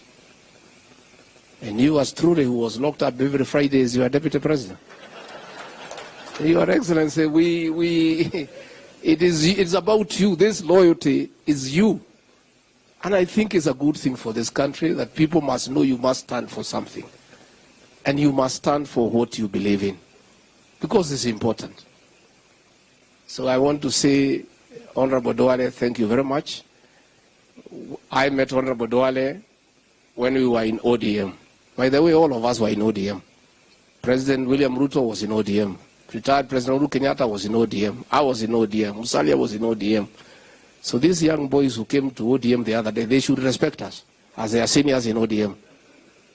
And we developed a good relationship with the Honorable Duale. Later on, we did one or two things in business. And he's also a man of honor. If you do a business together, he'll do what you have agreed. Unless he changes, I don't think he can change now. And later on, he came to Parliament, he was our leader and gave us very good leadership. And when he came to the presidential campaign, he gave it a lot of vigor, he gave it his all. Honorable Duale, we salute you.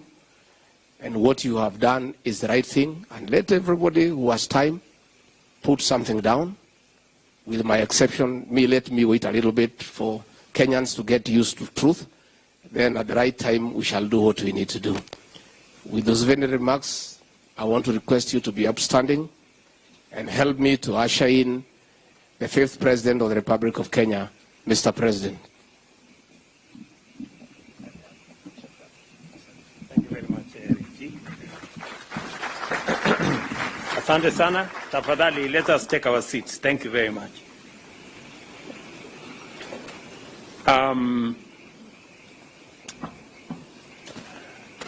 My friend Aden Bare Duale, distinguished leaders present here this evening, members of the Diplomatic Corps, Mama and family, I am very happy this evening. And I'm very happy this evening because you all agree that this evening Aden Duale is in his element. He is a happy man. Because my friend Aden Duale is happy, I am very happy.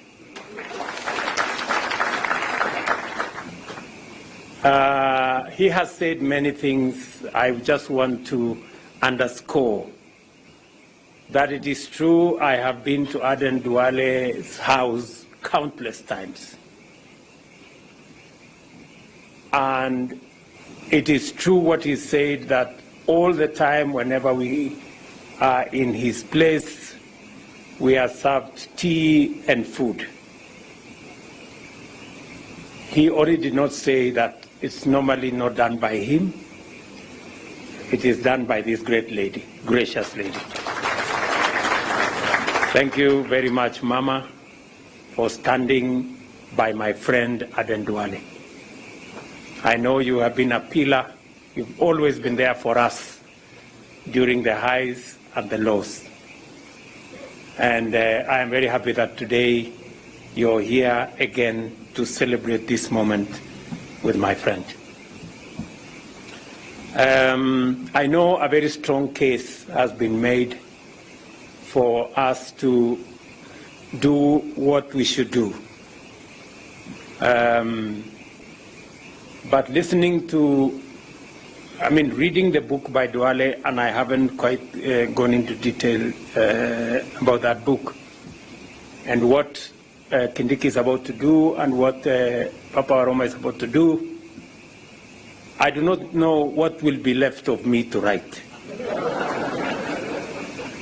Because these people have cannibalized what my story, and it's now being in bits and pieces. But I will assess what is left of my story at an opportune moment, and then I will write the balance.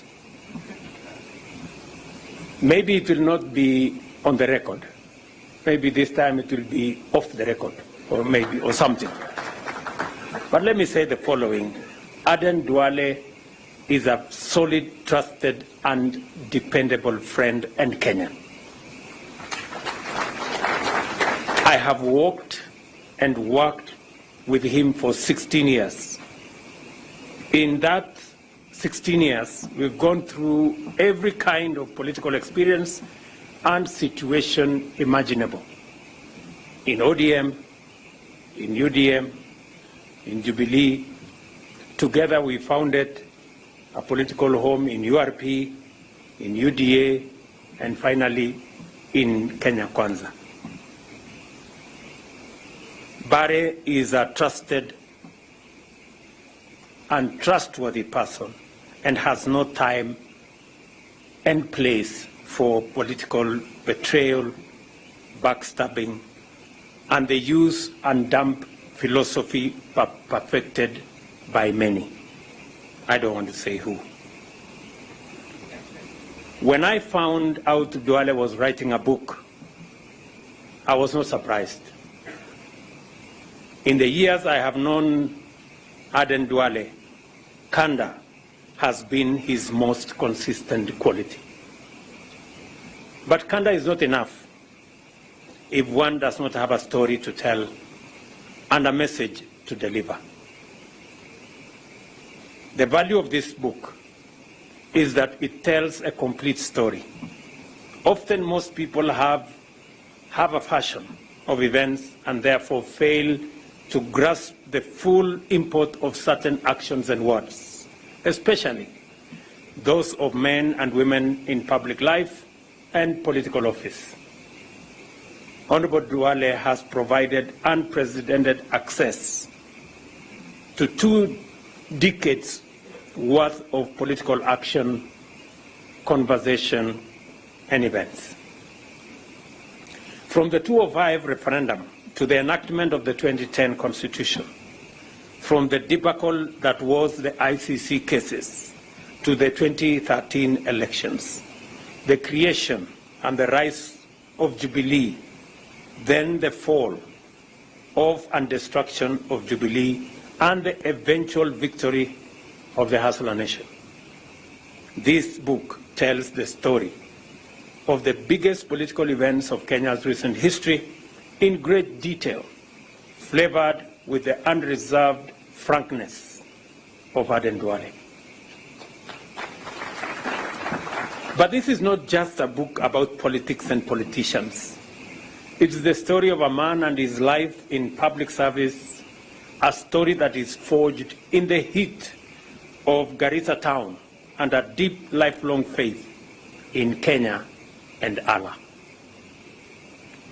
It is a story that is made possible by hard work, and the desire to make a difference for your people and also for your country. In one of the most profound chapters of the book, Honorable Duale discusses the intricate balance of playing a key role in the war on terror as a Muslim and the brave decisions he took to ensure that an entire religion did not pay the price for the actions of individuals.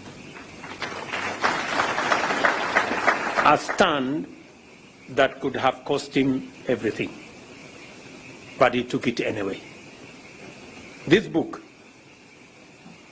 is a man bearing his soul out for all of us to read, so that we can understand how far he has journeyed in his experience of this country as a citizen and a public servant.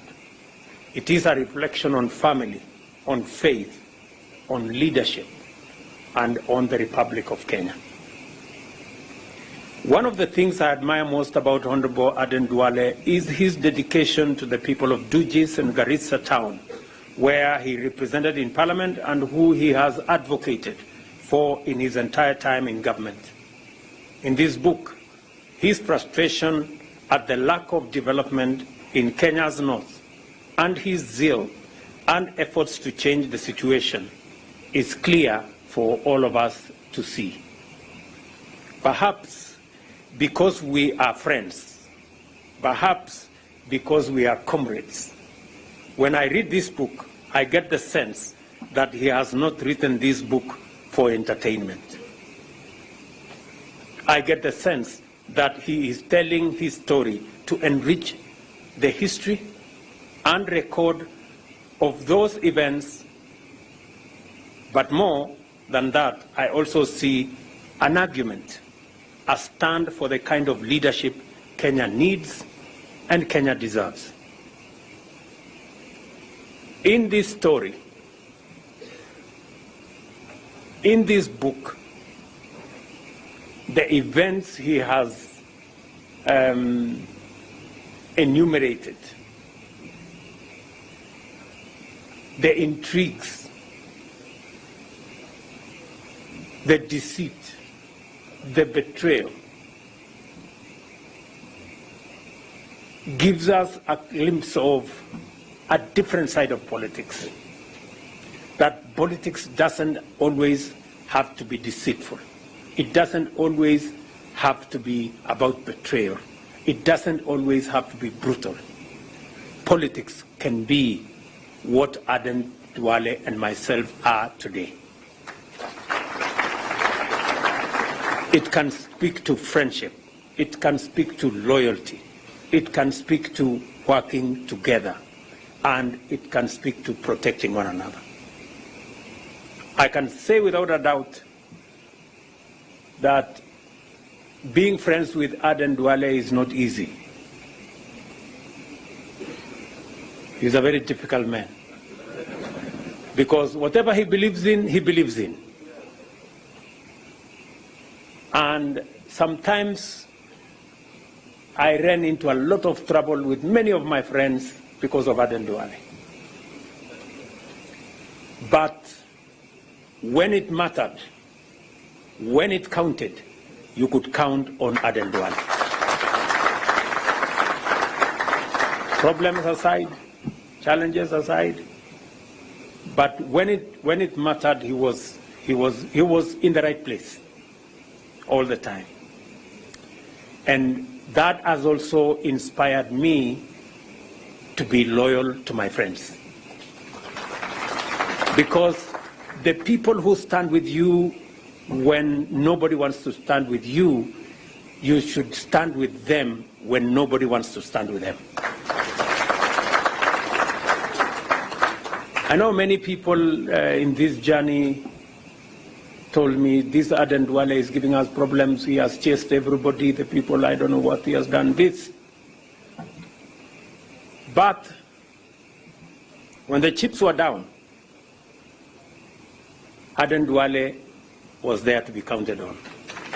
And that made the whole difference. I have quite a bit of a story to tell.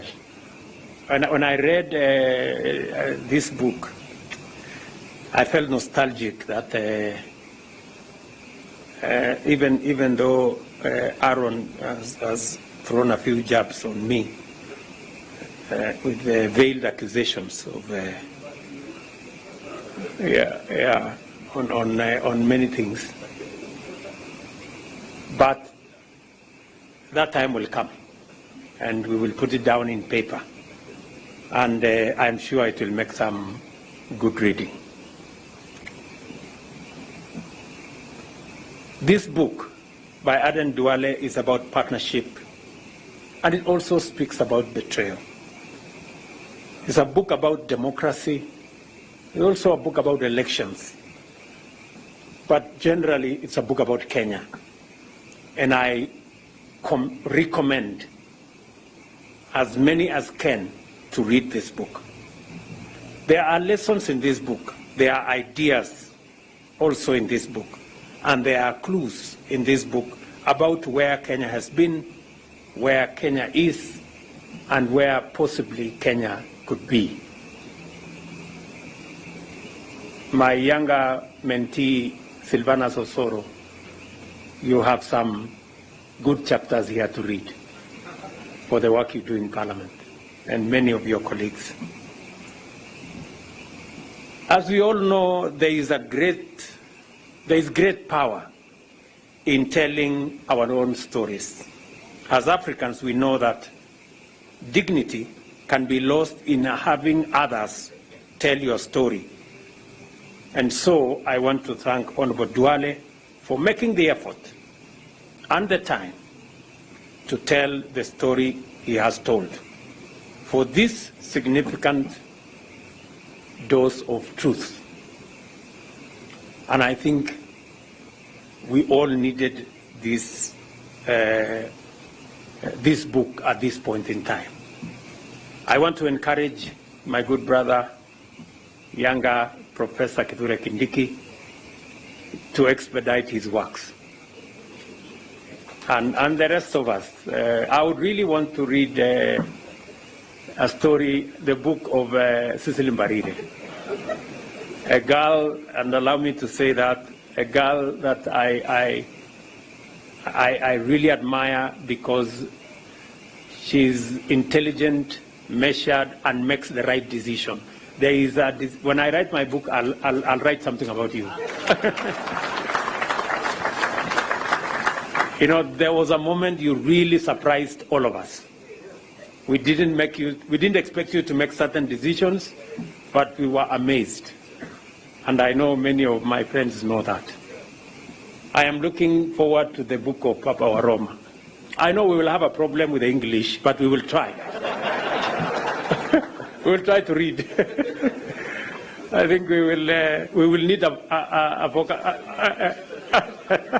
a dictionary to accompany, please, if you can, to interpret. And of course, all the rest of these good people here. I am truly happy this evening. In our midst, we have many friends, people we have journeyed together in this book and in many of the other books. We will read about all of us. In this book, we have the former presidents, we have President Uhuru Kenyatta in this book, we have Raila Odinga in this book, we have many of our other friends in different formations at different times, but it speaks to us as one people, the people of Kenya, irrespective of all the political permutations that keep evolving. Hopefully, with a dose of what Duale has said, we can make our politics much more subtle.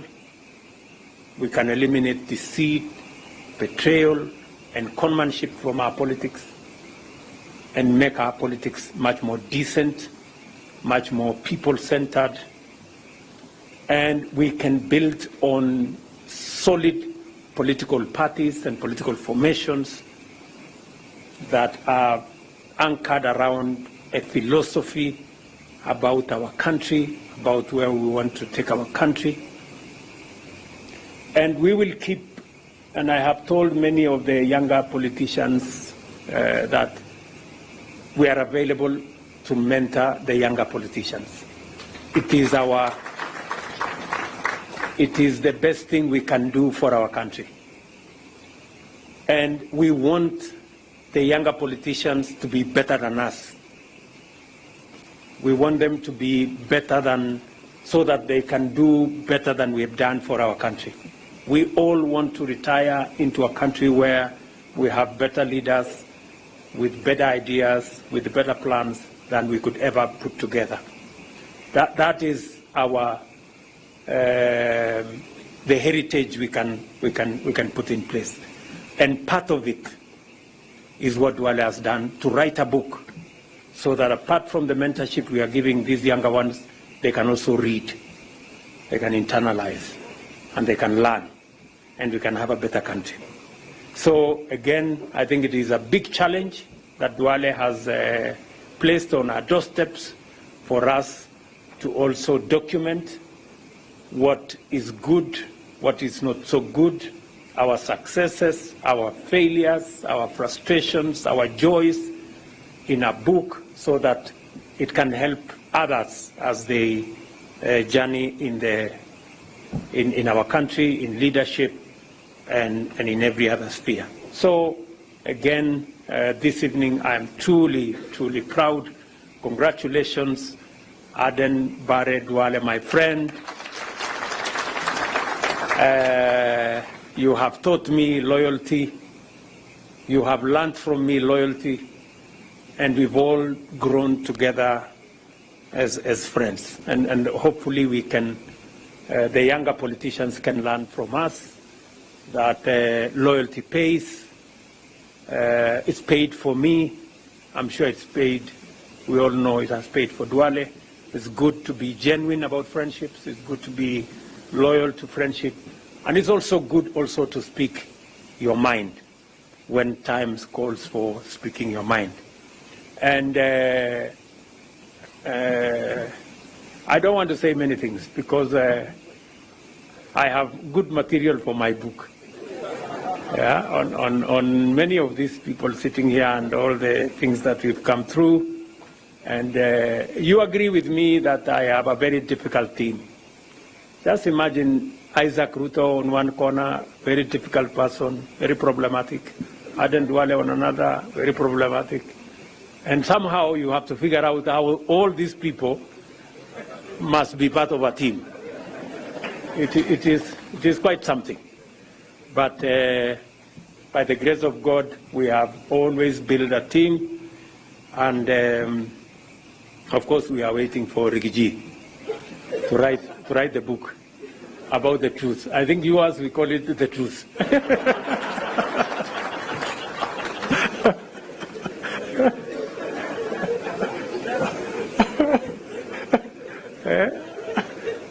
Maybe the whole truth or something. All right. Yeah. So again, congratulations, Duale, congratulations, Mama and the family, and to all the future writers who are here and those who are not here. Asanteni sana. I don't know whether I said everything I wanted to say. I think I'm also a bit excited. I think I've said everything I wanted to say. So congratulations, asante sana.